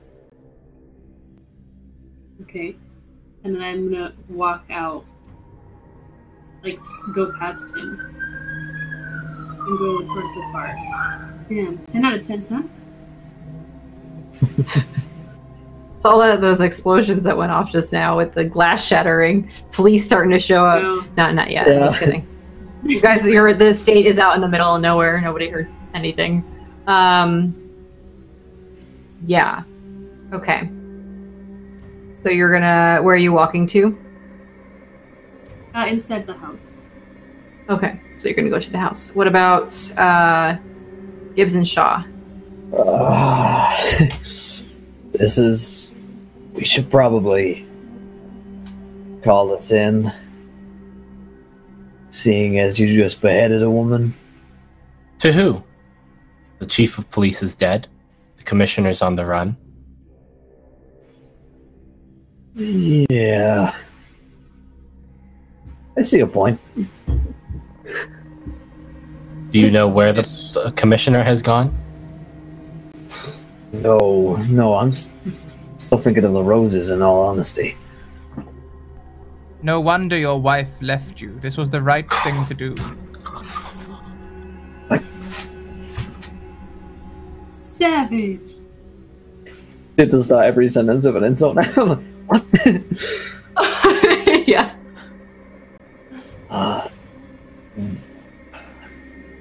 Let's get out How of can here. you be so short-sighted? Do not Yes. be so hard on him, Shaw. He's merely a soul that has been through many trials, as all of us have been. It's really Before weird. you, Out of character, do I know about the country club? Does yeah, she you have all know the about knowledge country that club? you did. Yeah, Okay, well, did you know about the country club? Yeah. pretty sure you did we guys talk about the discussed it country in club? the car. Okay. Yeah. Okay. So before you guys all completely head off, as like everybody's kind of agreeing for whatever degree to like get out of the greenhouse, Shiyu, you have a very shaking moment of like pause. Everything around you stops for a second. Gibbs, you feel a strange pull to whatever Shiyu is doing, and as you look over, both of you see this.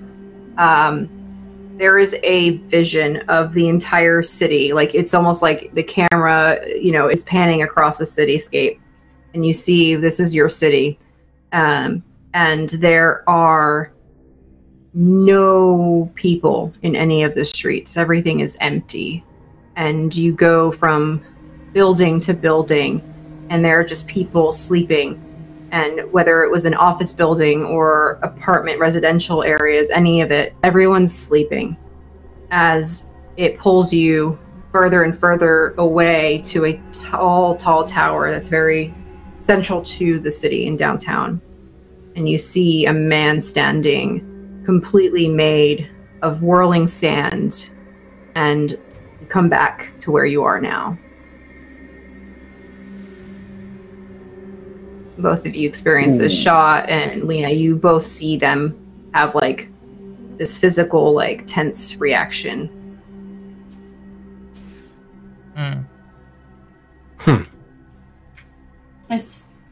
I Do I recognize the was there a building? noise? Gibbs and Shiyu, you both recognize the building, yes. Is there a noise? I don't think so. Unless one of them gasps or something like that. I don't, for sure. Not Hal.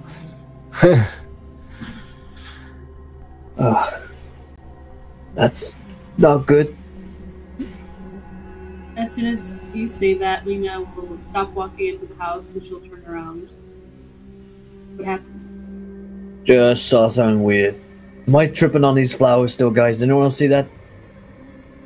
I saw that as well. So the flower boy Seems- and the person who sniffed the flowers both tripped out on the flowers. How surprising. I didn't see anything. Maybe we should get out of here. Perhaps it is because you lack vision. And so You guys okay? Is there a problem here? I think Shiyu's gonna stride off, and he's like, I think I know where to go. Or How Tao. long does this Yeah. last? Shiyu, you definitely How's are like, this is the soul that needs to be judged. Like this is, Yeah. you get that feeling This as soon as you saw that Yep. person. All right. I I know where to go. Yeah. And again, he's not gonna wait for anyone. He's just gonna start walking out. Okay, Okay. let's go, I guess.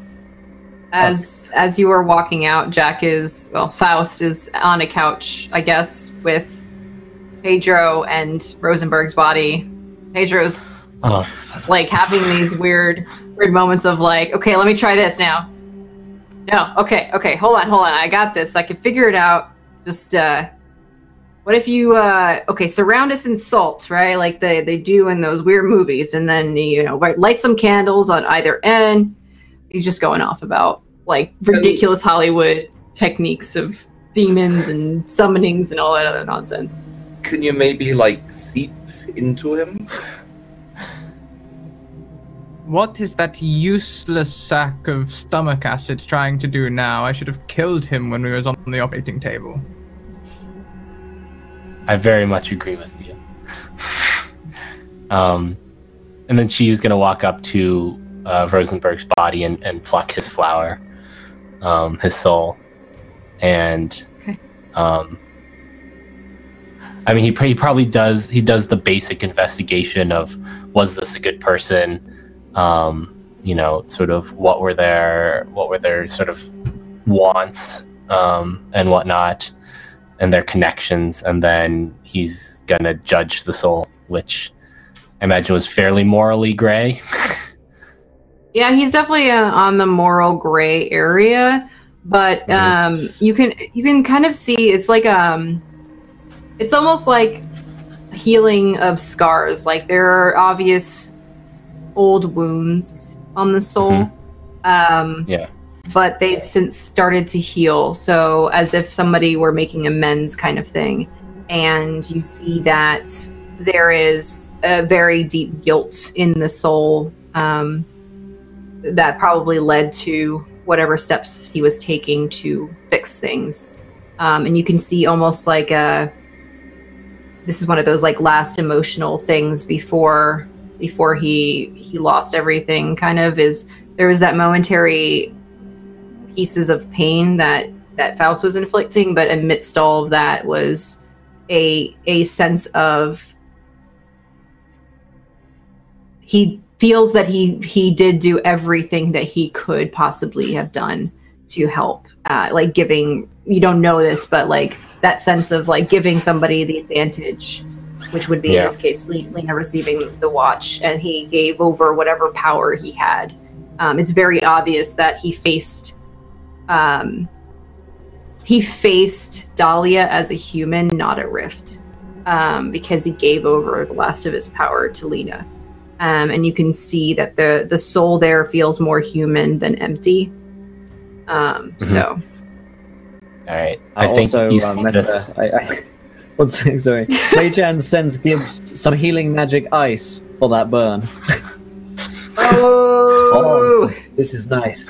That feels... You just go to the fridge and take out some ice. Yeah, I go to the fridge and get some magic ice. Well, that's better. That really good. That really good.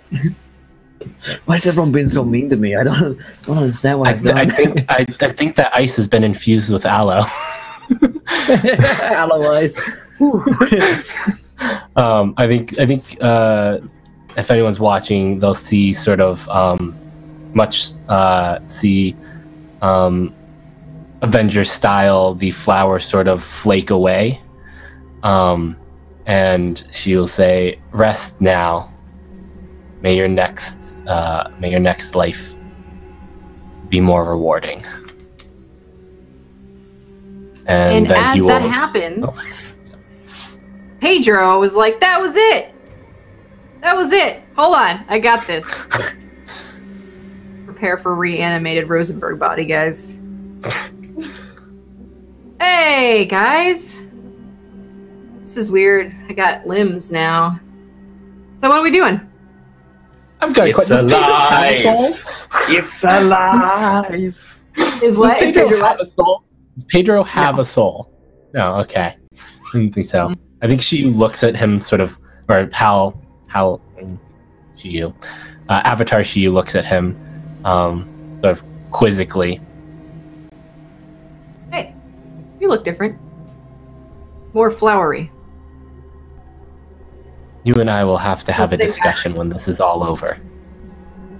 Oh, sure. What are we going to talk about? Flowers? Flowers don't really grow in hell, just letting you know. Is this the guy that I heard on the call with that killed everyone? Let's kill those two guys. How's it going? Oh, this is fun. I can probably eat tacos now, guys. We should get some tacos. Who the fuck are you? Hey, I'm Pedro, formerly known as Jack's stomach demon. I amputated him from Jack's stomach shortly before Dr. Faust arrived. This is a weird feeling. Got legs? Nope. You could hear the whole surgery on that tape I gave you. Nope. Don't like it. It was actually it's actually the surgery that let me free. So thank you for that, Dr. Shaw. Yeah, my man. Got my own body now. Pretty fun. Why is this? So you were a stomach demon, Pedro? Is that right? Yeah. Yeah. Now I'm a full demon. I'm a. Wait, what do I call myself? Pedro the reinvented demon. No. Reimagined. No. I don't know. Well, I'll work on the title. Work in progress. Uh-huh. Well, I was this is so dark, happening, and so Lena- everyone else was like, what the fuck? Lena will go back to her normal self, but because she used her full-on raven form, or her soul self, she does have emotional backlash because of it. Okay. And basically, she's not necessarily going to be her somewhat happy self. She's just going to be very, like, not sad, just meh. And she might be a little bit bitchy if somebody tries to, Oh, okay. you know, but So The if demon is Pedro were right. to be like, "Hey, what's up, Buttercup?" You're gonna. and she's just going to be like, She needs some "Where tacos. should I go?" Um, I nod my head at that. Do any of Maybe you it's clueless best if- troglodytes have any idea what happened? What's going on now? I thought that was the big boss. What do we do now? Her? the sand No. guy. Sand guy's No, a big she bad. answered to. She answered to someone else. Yeah, I mean, I could have told you that. 60. She was small fry. Now, I if I asked remember, you about that. Yeah, but I'm a demon. This is true. Faust is So gonna call his. Pedro, go ahead. I was just gonna say, Faust is gonna call his snakes back. So they're gonna slither in and slide up his legs and up his robes. And outside, not that anyone's gonna see it, but the illusion of oily, muscly Faust fades, and a snake that's standing on its tail drops to the ground and comes inside. Nice. That's awesome. Way to adapt that whole snake infestation thing. Like it. Yeah. So Pedro, if you're a demon, do you know about this Mephistopheles guy that Faust has spoken about, like the Sandman type dude? Either of those two? I'm don't pretty have to be sure the same those are guy? not the same things. Okay, you not know anything about either of those two? I mean, from what I gather about the demon thing that Faust here was trying to deal with is they're like old buddies, like from way back. So, Right. yeah, I don't think it's related. Is that Pedro, maybe even as useless as you are, you could help me get some answers. What was this sword forged for? Ah, I don't know. That's a cool sword, though. Can I use it? If you want me to cut you down? No. Can I hold the sword? No. I'll take that as a no. Okay. Maybe over tacos we can talk about it again. I enjoy I'm tacos. Taco Pedro, about it. I want to ask, do you have any residual memories or from your host body? Well, you know, I never even thought about that. I think this guy's pretty dead.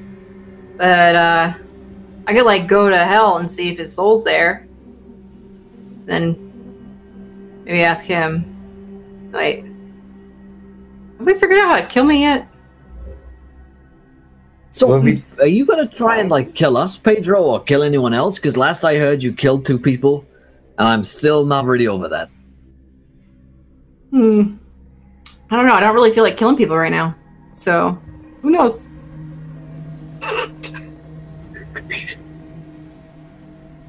When there is no law, Gibbs, where do you Genuinely thought about derive? So when there is no law, where do you derive your sense of morality from? I don't fucking know. Trying to do the right thing, I guess. That's what I'm trying to do. But now there are fucking taco stomach demons everywhere, and you just cut off a woman's head. I mean, it's gone to shit. Jaw, it's all gone to shit. I mean, have you seen the city? Do you know the lack of taco stands there are? It's appalling. By the way, I've actually got my third. I just realized I got my third crack on my policeman routine at this point because I haven't like called this in or arrested anyone. This is like we're so lawless right now. We just cut off a woman's head. It's over. It's all over. Okay. So you gotta replace it with a mythos. Yeah, so replace it with a mythos that's opposing to the policeman thing that matches your rift, and then you get 1 power tag and 1 weakness tag. Okay. And when we left the greenhouse, Shaw did not pick up. Shaw did not pick up his medicine bag. He only bought the sword. As I've traded the doctor card for a relic. And now here's how it is. Here's how it is, guys. Okay, I have got 3 mythos. I have got 1 logos with 2 cracks. It's a defining relationship with Gibbs. And pretty much anything that Gibbs disapproves of is going to cause me cracks. So I am so fucking close to like... Welcome to the club! You have a dog. So is everyone at 3 mythos? I just hit 3 mythos, yeah. All I've got is a training gunslinger thing, yeah. What's Lena at? I think she's the most human out of all of you guys. I think that makes sense because I feel like Lena was the most reluctant to like explore this in terms of her mytho. Like she's the only one who's like, I'm a little apprehensive about my. Oh yeah, she definitely was. But after seeing you guys in trouble, she definitely went all out. And now she's, for now, she's pretty. Come to the dark side. We have cookies. But do you have tacos? Of course. They're on these tacos. No, apparently not enough stands. No, not nearly enough. I know a place. Needs to be more dominant than the Starbucks around every corner. Our emboldened campaign is stopping the right kind of demons and increasing tacos in the city. That's our campaign platform. More taco stand for every corner. You can't fight demons without a happy stomach. I know. I'm a stomach demon. Okay. At least we have 1 solid revenue stream there somewhere. Gibbs, you're a terrible police officer. But I think everything will be okay. As far as I'm concerned, I'm not a police officer anymore. I'm gonna hand in my fucking badge and gun because I am no longer equipped to serve the people in any kind of regard. I'm letting this woman just head be split open by a man claim to be a doctor in her fucking vegetable patch. I'm done. It's funny. Doctoring doesn't seem so important to me right now. Really? After you just cut off a woman's head? Is that surprising, isn't it? That's what crazy what killing people does to a person, huh? Makes you want to rethink your career. Me too. You know, maybe we should start up some kind of joint enterprise, Doc. You know, some kind of you know, fucking chop shop or something where you cut up people's bodies and I fucking sell them on, and you know that could be really good. I don't think this will get me a crack, but can I try and use my power to discover fears to discover what Gibbs's fears are?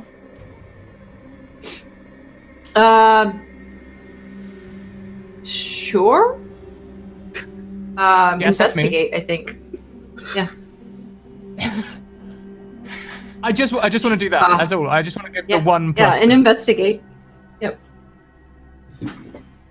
Don't know what I'm afraid of. Oh, this is great. Yeah, you're way too swept up in your emotional state right now to actually really care too much. Gibbs, I think as we both lose our careers, I've always seen you as a close friend. I rest my hand. The reality of that just fucking hits me. Pedro joins in. Friends are good. Why don't we all be friends? Just puts his hand on his hand on my shoulder. Yes. I've been Stockholmed into this, and I just fucking like reach my hand up. I move in to give Gibbs a hug. Group hug. And let it happen. Pedro goes in. If perhaps all of you are done with your existential crises, you'll have time to explore that later. For now, I will need your skills regardless of what you feel at the moment. We have someone who seeks to... I don't know what they want. Do I? It's like, I don't know what they want, so it's like... we have... But I do know that they were doing something with people's souls when they were like putting them to sleep, right? Or there was something that was doing... it was having a visible effect on people's souls. Which, you know, is my job. That's my job. Damn it, get out of my we have Sounds to me we like have only one person. we have a sandman to deal with. Or woman. I have, I'm not entirely sure as to the state of their I have Sounds to me like very only one person having an existential crisis, but I agree. Let us help. Yeah, so I have very little interest in the Sandman. And if she knew Mr. Mephistopheles, this person may know Mephistopheles. Well, this is a possibility, and seeing as Mr. Happy Swingy Knife Man decided to cut off the only lead I have, we're going to talk about that later. Where are we going?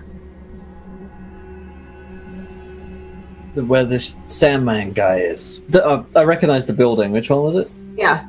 Yeah, it's a tower in the middle of downtown. Yeah. Let's get to this tower and let's just fucking end this, one way or another. Are we bringing the demon with us? Hey, yeah, bring me along. I can be real helpful. I would like to keep the demon close. Yes. Good stance, right? Very intimidating. Yes. I think Our we're pose. friends now. So. Would you like some more muscles and maybe a song? I don't want a thong. I feel like I'm good with the suit. This guy's got good taste in suits.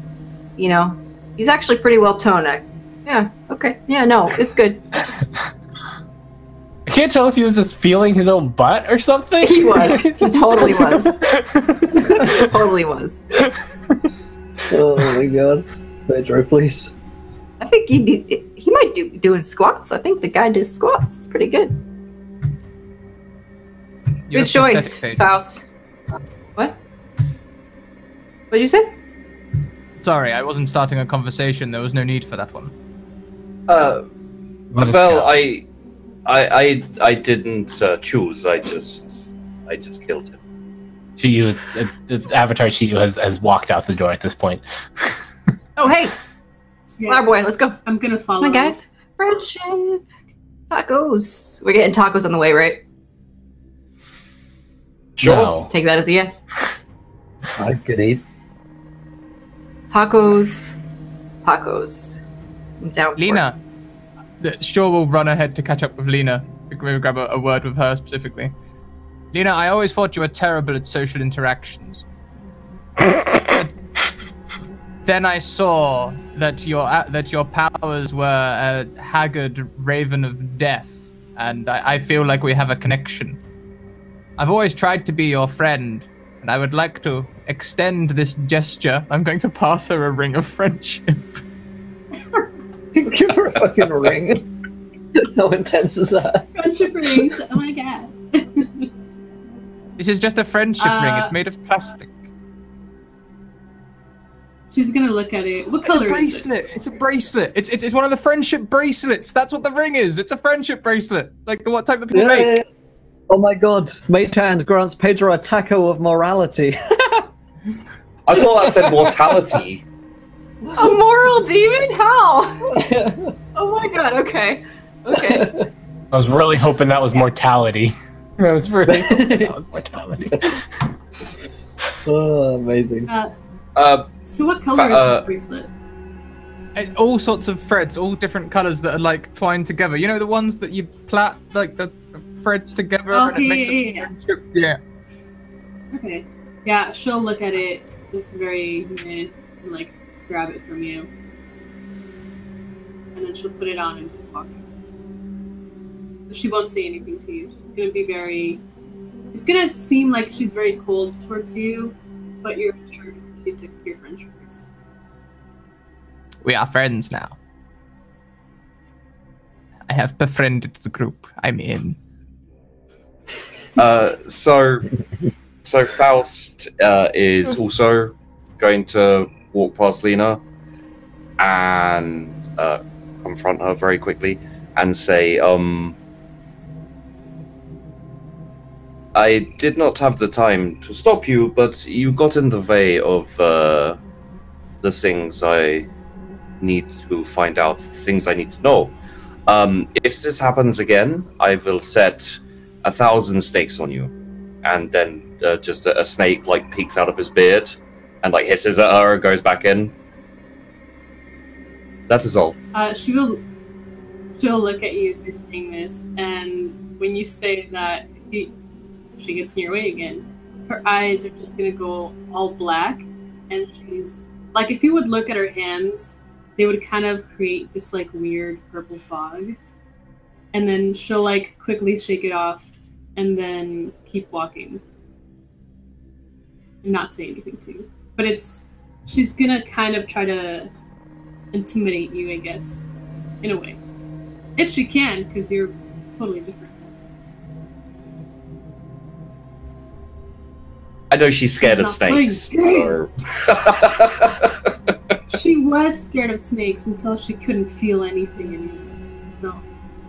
I feel like there is a strong connection between us, Lena. All the death.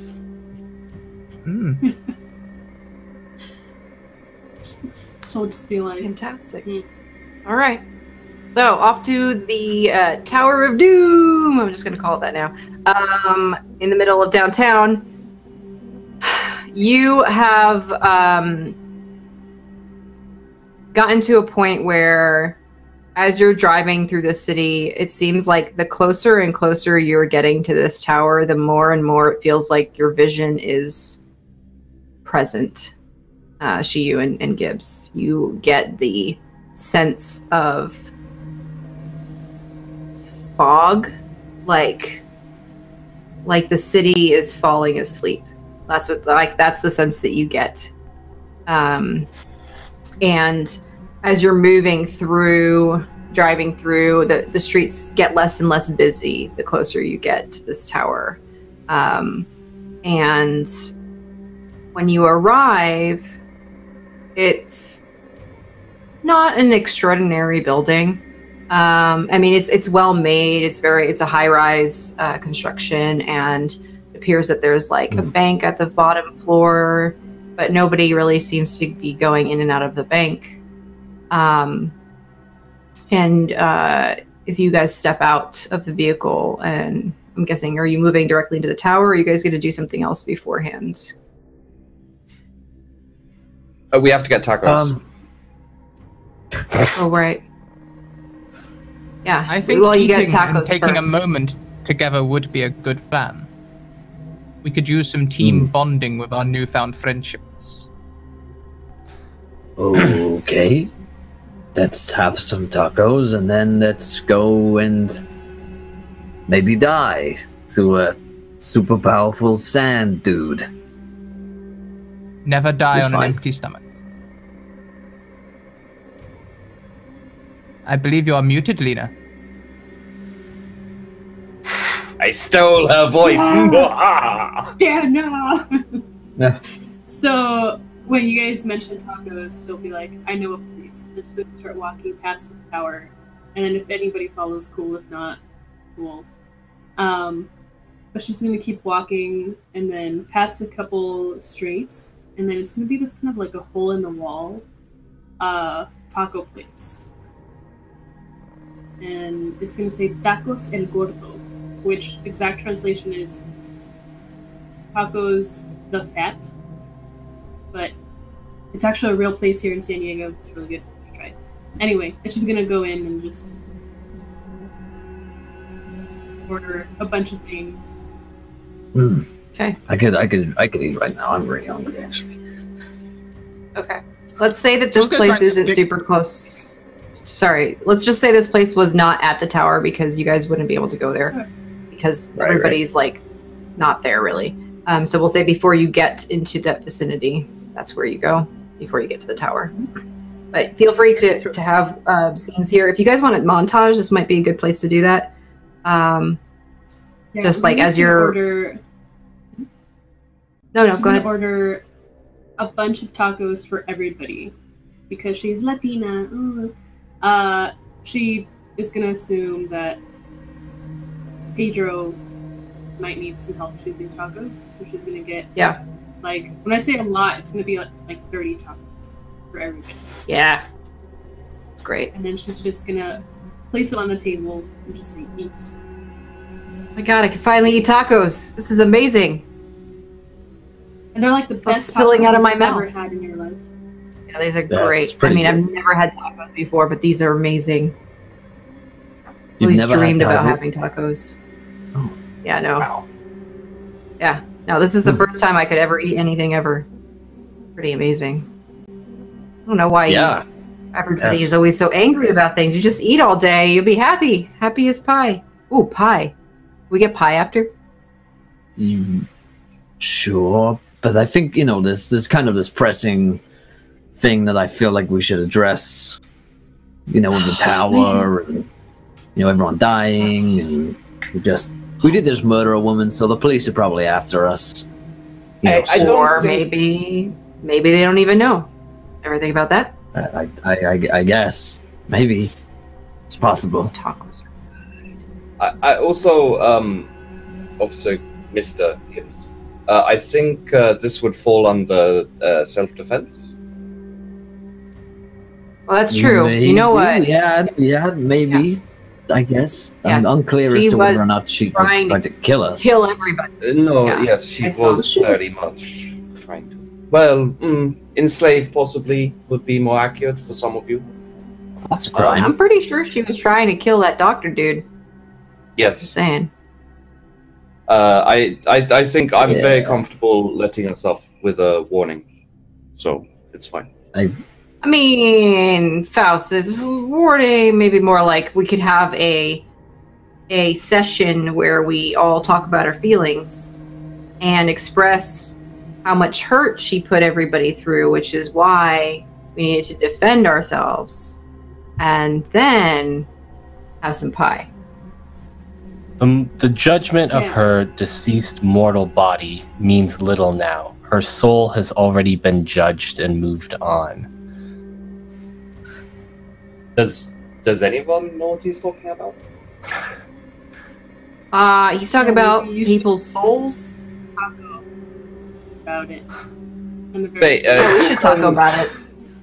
Oh, Does No. that mean that you can see What people's is my souls, life? Chio? I Why can am I see here? everyone's souls, yes. how did this happen? How do we get Meta, here?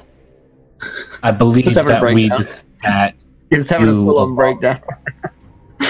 along I will with come my for mortal Gibbs. body discovered a dead body in an alleyway outside of Lena. He's gonna say this back to you very unemotionally. Started off It's like a okay, normal Gibbs. case. Now my wife and kids have left me. I'm no longer a police officer. I'm cutting people's heads. Do you think that I should go to a real doctor, like a hospital? Do you think you guys might all Hey. be like figments of my imagination? That I'm having Gibbs, some I kind of hand you a taco. Gibbs, remember the real treasure is the friends you've made along the way. Have you ever seen A Beautiful Mind? Russell Crowe. Am I Russell Crowe? I don't know what that movie is, but When sounds I'm good. like I'm actually in the garden somewhere, and I'm just like putting up fucking math equations everywhere, maybe, and you guys are all just My imagination. It's really sad. It's a really sad movie. Pedro doesn't know movies.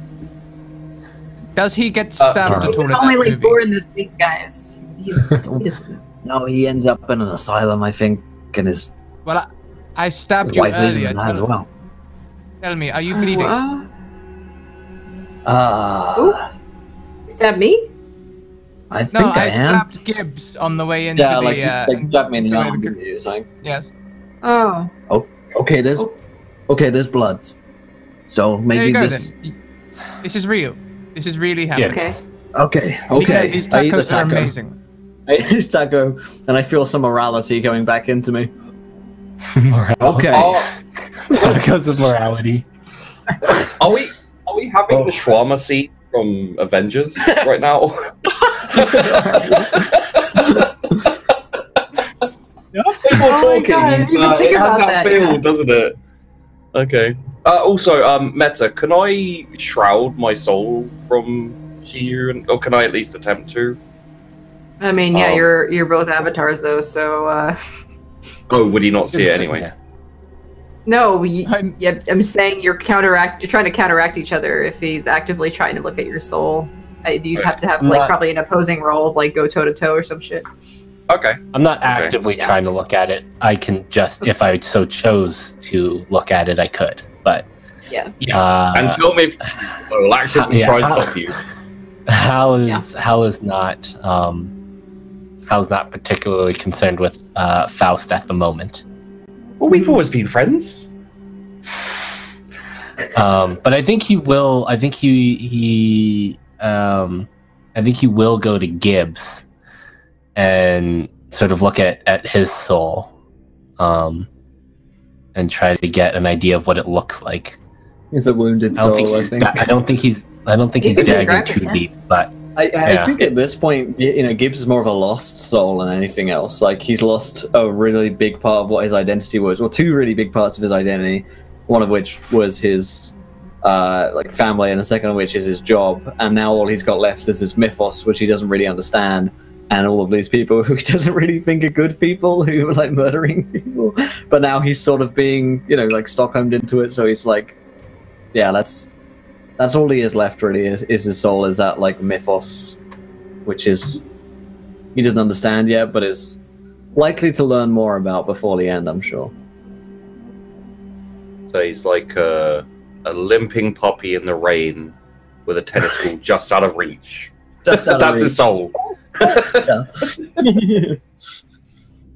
Abandoned sad. by his owners. Yeah, it's sad. I think. It I is think. sad. I think Avatar Shiyu. God, it's been so much. Just like Shiyu, just saying Hal now is just weird. Hal will sort of grab you by the shoulder. If it is any, I just blanked on the word. Console. Oh God. Console? Console him? Yeah, console. Reassure? I'm blanking on the word now. If it makes you feel any better, I'll say. Your soul is a little tattered. It has been hurt before. It has seen things that would break others. But it's still good. It's still the same person. Just a little different than it was before. Strangely, that does make me feel better. Thanks, you. Huh. I wish I had a soul now, so you could say nice things to me. I have a strong feeling I would not have anything nice to say to you. If it was a brand new soul, wouldn't it be like the best soul? It does Right. not quite work like that. Oh, well, dang. That's okay. So, well, yeah. So, Faust, what are you gonna do when you find this Mephistopheles dude?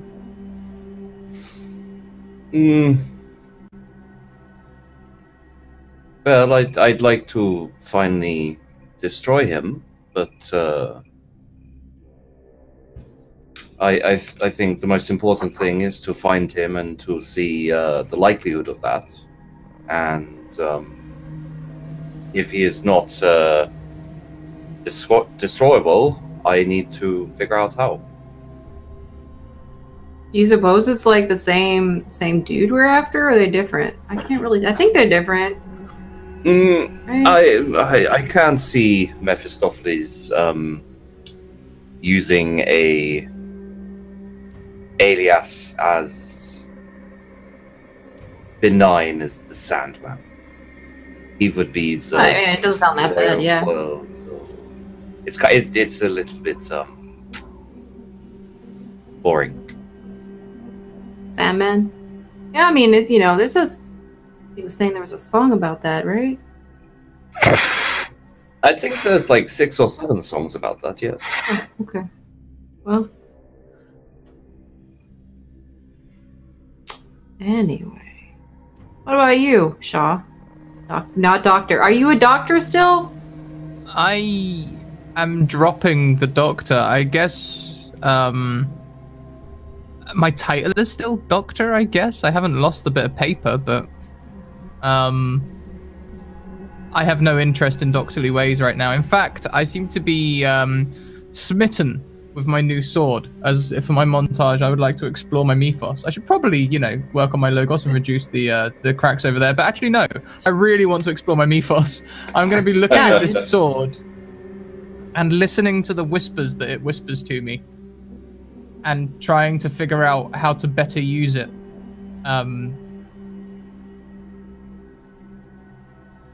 I believe this is something strange is telling me this is from my father. Okay. And I'm gonna try and do some cool shit with it. Like I've got this weird feeling that I can like throw it and it will teleport back to my hand, or I can throw it and teleport to where it is, or I can do some weird shit like that, much like Ares, the God of War does in all them cool movies and shit. That's what I'm trying to figure out. I'm trying to figure out something like that, whilst having a taco in one hand. So it's sort of like an offhand sort of. Yeah, totally. Teleport to my hand? Cool. Yeah. Yep. It is yours to wield and command. Tee. Yeah, you get to narrate what you want it to be, so. Yeah, I'll see if I can also make it teleport from my hand into other places. So, like, if there's a dartboard around or something, I'll try and make it teleport into the dartboard. Sure. The local taqueria dartboard. I won't lie to you guys. I've never been in a taqueria. It's fine. He lives in the UK. Yeah, we're If very anybody's diverse. trying- We have like Taco Bell, and that's basically it. I've had tapas. And we barely have Taco Bell. Tapas. Not the same thing at all. No. Most British thing. We've got pizza places. Just come visit me in San Diego, please. I'm I so live like down. 20 minutes from the I'm border. so down for that. So down. Anyway. Yeah. That's what I'm gonna do. Anyway. And all the time I'm doing this, I'm trying to look like I'm also checking out Lena to see if she's doing more of that dark shit, because that's super interesting. Yeah, she's definitely doing more of that dark shit. It's just like listening to everybody. It's just like, Takes a sip of her horchata. Lena, when And then kind of did you looking- first? Go on. Not what? When did you first embrace the darkness? I don't know what's wrong with me, but I don't feel much. So, 20 minutes ago. I'll rest a hand on her shoulder and say, I don't think there's anything wrong with you.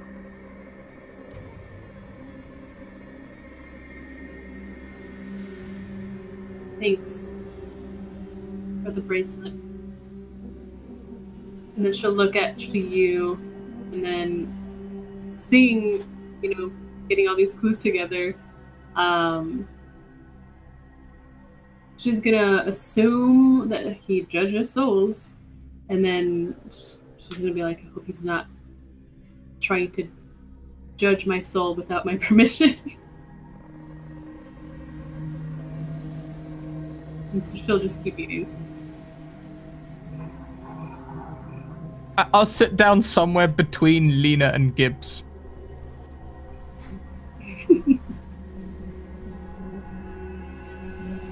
Are you all perhaps done consuming your nourishment? I believe we have someone to stop. Yeah, I'm super excited. This is gonna be fun. I don't even know what I can do. Are we sorry, are we doing montages or? Yeah. I was just if I work the case, does that mean I have to? It's specifically the Sandman and that kind of stuff, or could that be Mephistopheles? That's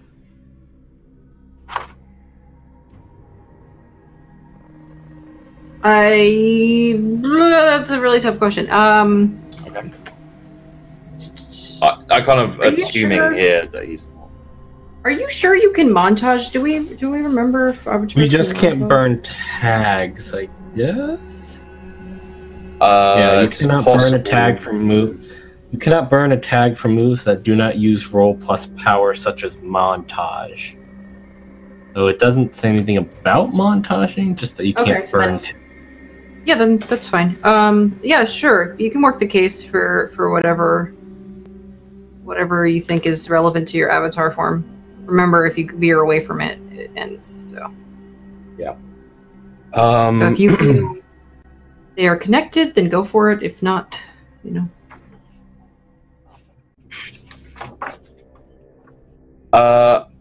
I think I'd like to interrogate.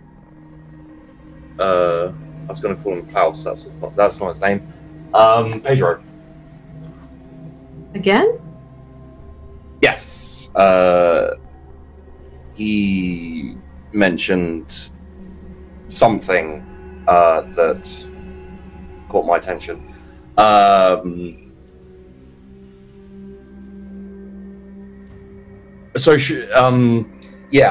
He said something about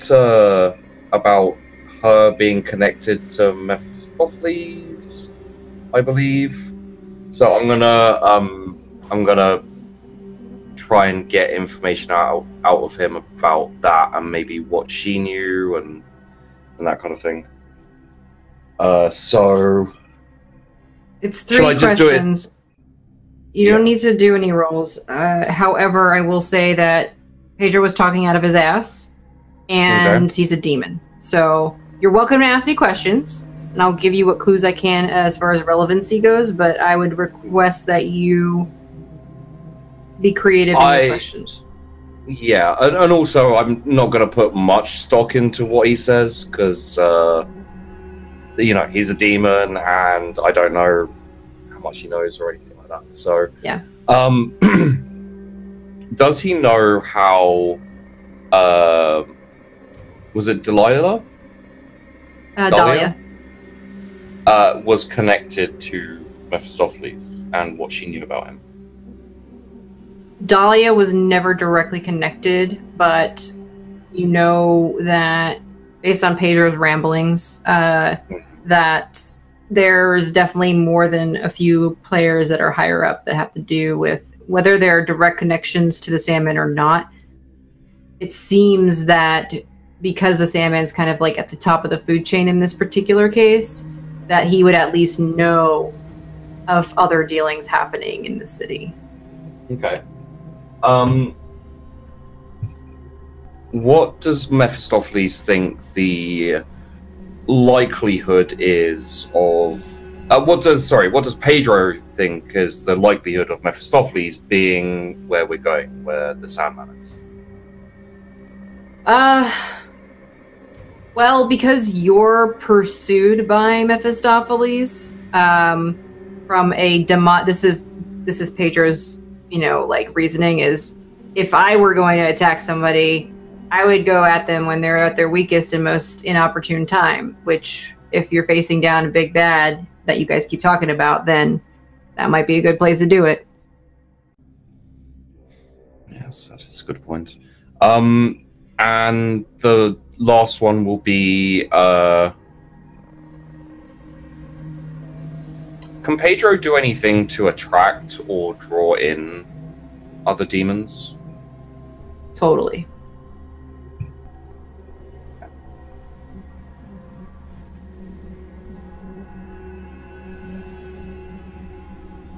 All right. Any more montages?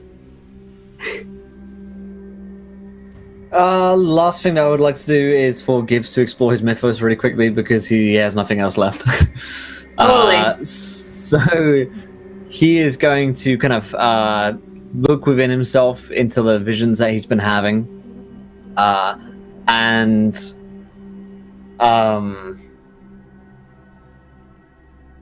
he's going to essentially see the threads of fate that have connected him and all of the party members together through the Oracle, who is his mythos. And he sees that all of these threads are connected together, and all of the characters that we've met, all the people that we've met, are all connected together as well, that this was something that was meant to have happened. And he finds a great deal of comfort in the knowledge that he's not doing something wrong, and he finds some peace in the knowledge that he was not meant to be this police officer anymore, and detaches himself away from that identity and for that of his family as well. And when his sort of vision comes back, he's realized that it is their destiny to go into this tower and to find the Sandman. Love it. And sort of when he comes back, he's like, all right, okay, this is good. This is good. Let's go. Really good. Yeah, I really like that montage. I'm actually going to give you an inspired story tag that you can have. Story tag Awesome. one. Yeah, I like it. And That was really good. I'm gonna head into the tower with the team. Okay. Very Yeah, good. I don't think Hal is montaging. I think he's just kind of standing ominously by the door, just sort of like waiting for, because he sort of sees all these people as his apprentices, so to speak, like people who will help him with his goal. So he understands they need this moment, but he is not partaking in it particularly. Okay. Yeah. He's just determined to get to the Sandman, Yep. from what I can tell you. Yeah, I mean, Okay, what someone's about- trying to do something with souls. Yeah. Lena, is there anything that you wanted to do? No. Any montages or anything? Okay. Okie dokie then. I'm gonna Here we go, guys. Yeah. So you walk into the base of the tower.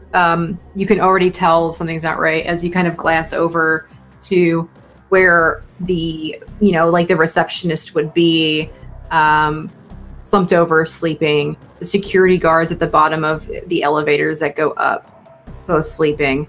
And so as you kind of move inward, you can see you can also see this that swirling sand again. That's not really physically there, but you can see it in its like essence. Same with you, Gibbs. You get that feeling that you saw before with your visions. And Lena, you get this kind of sinking feeling in your stomach, like the moment you walked into the tower, that there was something familiar here. And you have to take kind of a moment to almost catch your breath. It's like something like took your breath away, and you get that feeling. And it's very similar to how you felt before that night. That really set the pace for a lot of things for you in your life. Faust, you initially don't get much of an impression. You kind of expected to feel some kind of power here, but you're feeling more of an absence of it. and whether or not that's attributed to whatever is happening, or if there is a purposeful illusion being used to cast that, you're not sure yet. Shaw, you feel like the entire army of Athena is behind you. Like you are walking in and you have that sense of pride and aura from all you've experienced before, and the confidence that you had spending time thinking through everything that's been given to you at the right moment as you kind of are going into this tower. And do you guys want to use the stairs or the elevator? Elevators are functioning, just as a heads up. Elevator's quicker. Elevator is quicker. Can we all fit in the elevator? Yeah, you got plenty of room in the elevator. So Yeah, this is a very large building. Very nice, actually. The floors are kind of like that shiny marble. You're walking across, and there's trim of like gold and silver on certain areas. It's an elevator is not a tactical advantage. We will all be in one place. Stairway is also not. It might be, well, yeah, the other thing is we're going to get really fucking tired running up hundreds of flights of stairs. I don't believe I that's think a this problem guy- for me. I think this guy knows that we're coming, right? Like, he's set up this whole fucking thing. Either way, if there are going to be traps, there's one in the elevator and there's probably one in the staircase as well. I say we cut to the chase and get to it. I'll come with you. What I'm thinking. hey, Gibbs. It sounds Which way good would to you me. like to go, Lena? Remember when I told you guys about that night that I saw that weird thing? Yeah. I No. think it's here. Okay. So we should just. Yeah, Lena once saw this creepy shadow thing that stabbed the guy, then ran off. No big deal. Sure looks So at his like, sword, looks at the mother? shadows around him.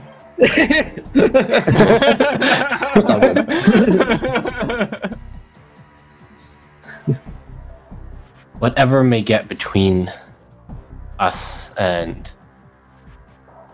our goal will be put down. Yes, because we are all friends. God, that's so creepy.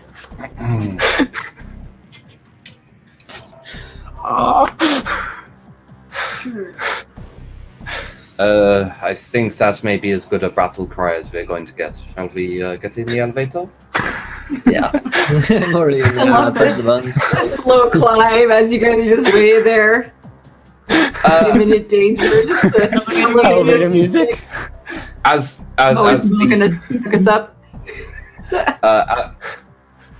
as the elevator starts going up, I say, should we assume that as soon as the elevator doors open, that we will be basically in combat? I draw my sword. I don't know. Most likely. Oh my gosh, yes. Maybe you should. You know what just struck me is I've never been in an Really? elevator with music. Really? Me neither. I think that's an American thing. I think that's an American thing. It could be. It's probably. We know how to ride American. elevators, man. Yeah, that's- English people just love awkward silences in Yeah, elevators. I wouldn't say it's amazingly common, but you do come across it. right. Can I send so- teleport my sword into the speaker? Just it's harshing my mellow. You know, like It comes back alive somehow. It can't be killed. It's magic. So is Can I everyone? just point out? So I was just going to say, is everyone preparing for a fight? Yeah, I get my gun out. And Pretty stuff. much. Then I will start to vomit snakes. Oh my.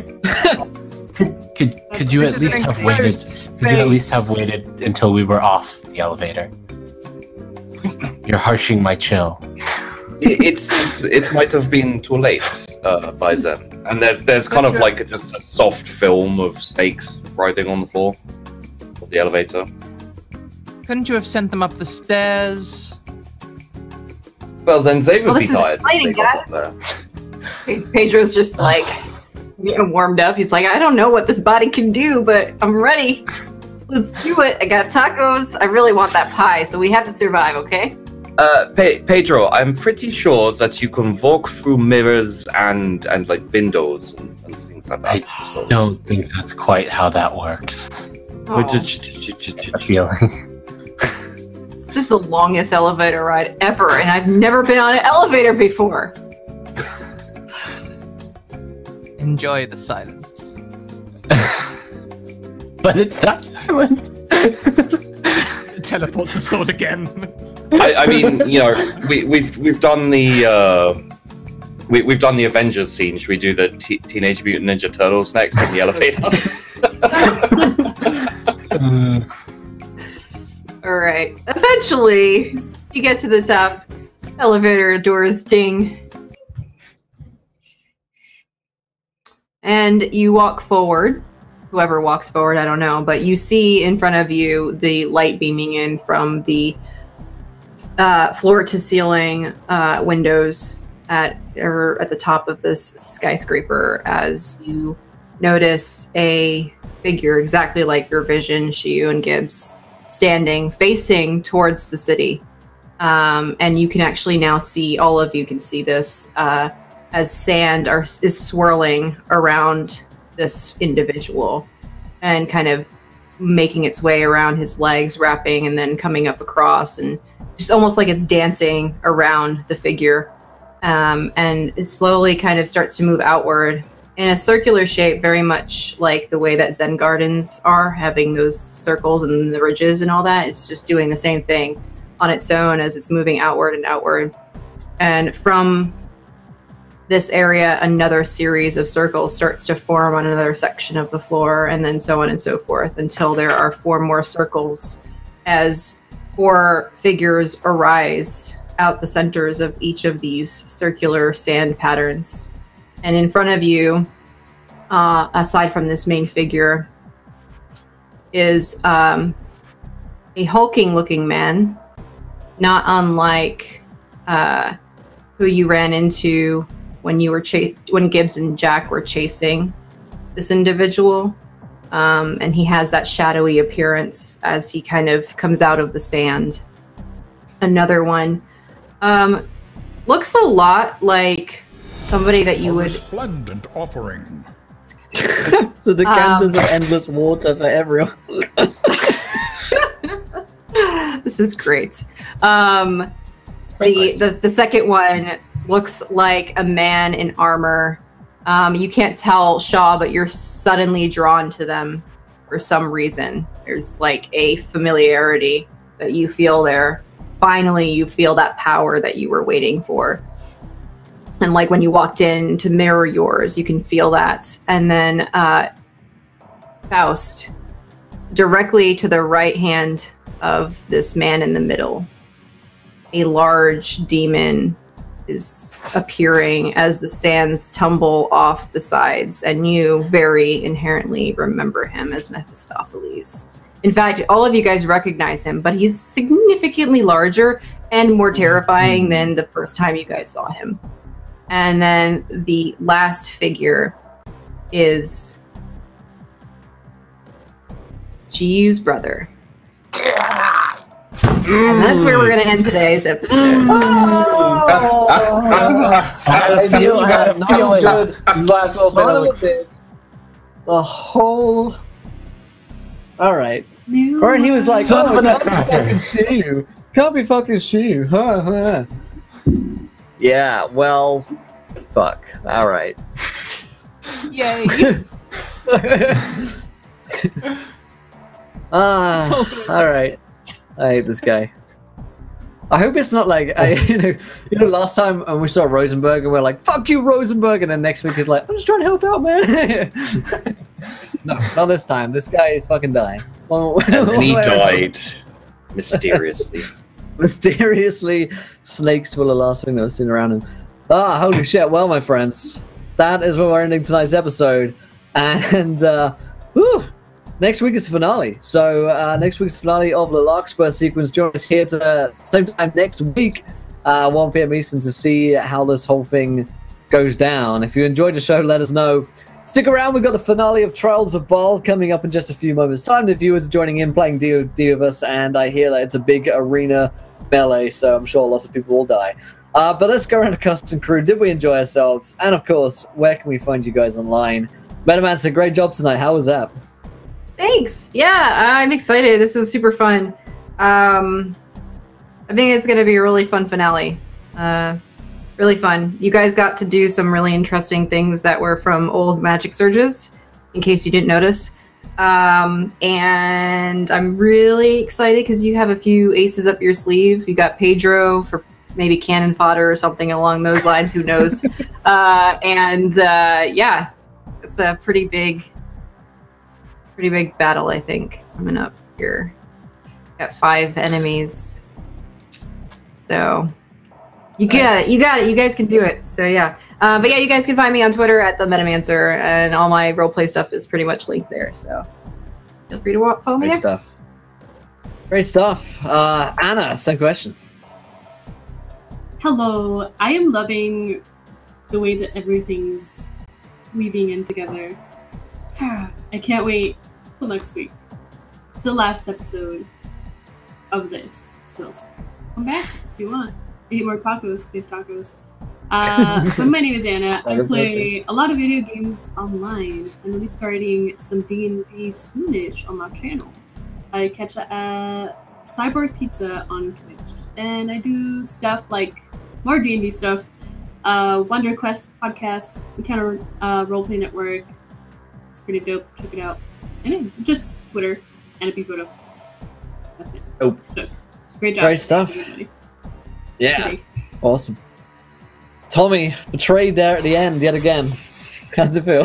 Yeah, you know, like as the sand started, I was like, oh no, I know what's gonna happen here, and I was just going. I was just waiting for the reveal to happen, and I was like, God damn it. That was great. I feel like, that was a great episode, and I feel like we're in a really great cinematic moment because like she used like full avatar, so like it's a great moment for him, and that's gonna have some interesting consequences next session. I can't wait for the finale. I wish we could keep playing today. But yeah, I am Imperator Pengu on Twitter. I do D&D and video game stuff, which you can find out about by following me there. I am also a cast member on the Undersiders Pod, a 5e D&D podcast. It's on hiatus at the moment, but we have a little episode backlog there if you haven't listened to it yet. And follow me because next week I'm going to have some exciting announcements, tabletop related. Oh, amazing. And Sheepy, throwing up the snakes at the very end there. Yep. Hey there, guys. I'm Sheepdog. Sheepdog Gaming on YouTube. Search for me. You can find me. I am glad I finally got Pedro a body. It's been a long time coming. He's still bloody useless, and it turns out all I had to do was wait for Mephistopheles to come find me. But, well, now things are going to get interesting next episode. I honestly have no idea what's going to happen, to be honest. It's Meta's evil, so she'll probably have a lot of twists and turns in the next episode. Deeply evil. Deeply evil. There's an emote for that. Great job, Sheepy. And Scraticus, same questions. You're muted, buddy. There we go. I'm so excited for the finale. I'm not sure where Shaw lies in all of this yet. I might have to go for a series of DMs of people about things. because I can see some interesting ways of things playing out looking at my character cards and a sitch, especially since I seem to feel like familiarity with some of these people. Interesting, so interesting. I am Scraticus and I run the Scraticus Academy. I'll put my Twitter link in the chat. You guys, I basically play D&D every day with a focus on introducing new players and returning players to the game. Worth checking us out over there. Thank you very much. Great stuff. Well, my friends, definitely go and check out City of Mist. I'll link you guys again to a giveaway which is going on right now. And of course, their Kickstarter Knights of Paintown is running right now and funded within 2 hours. So definitely go and check it out if you're looking to get into City of Mist. We'll be back same time next week for our finale, and we're going to continue on here in Encounter Roleplay for the finale of the Trials of Baal.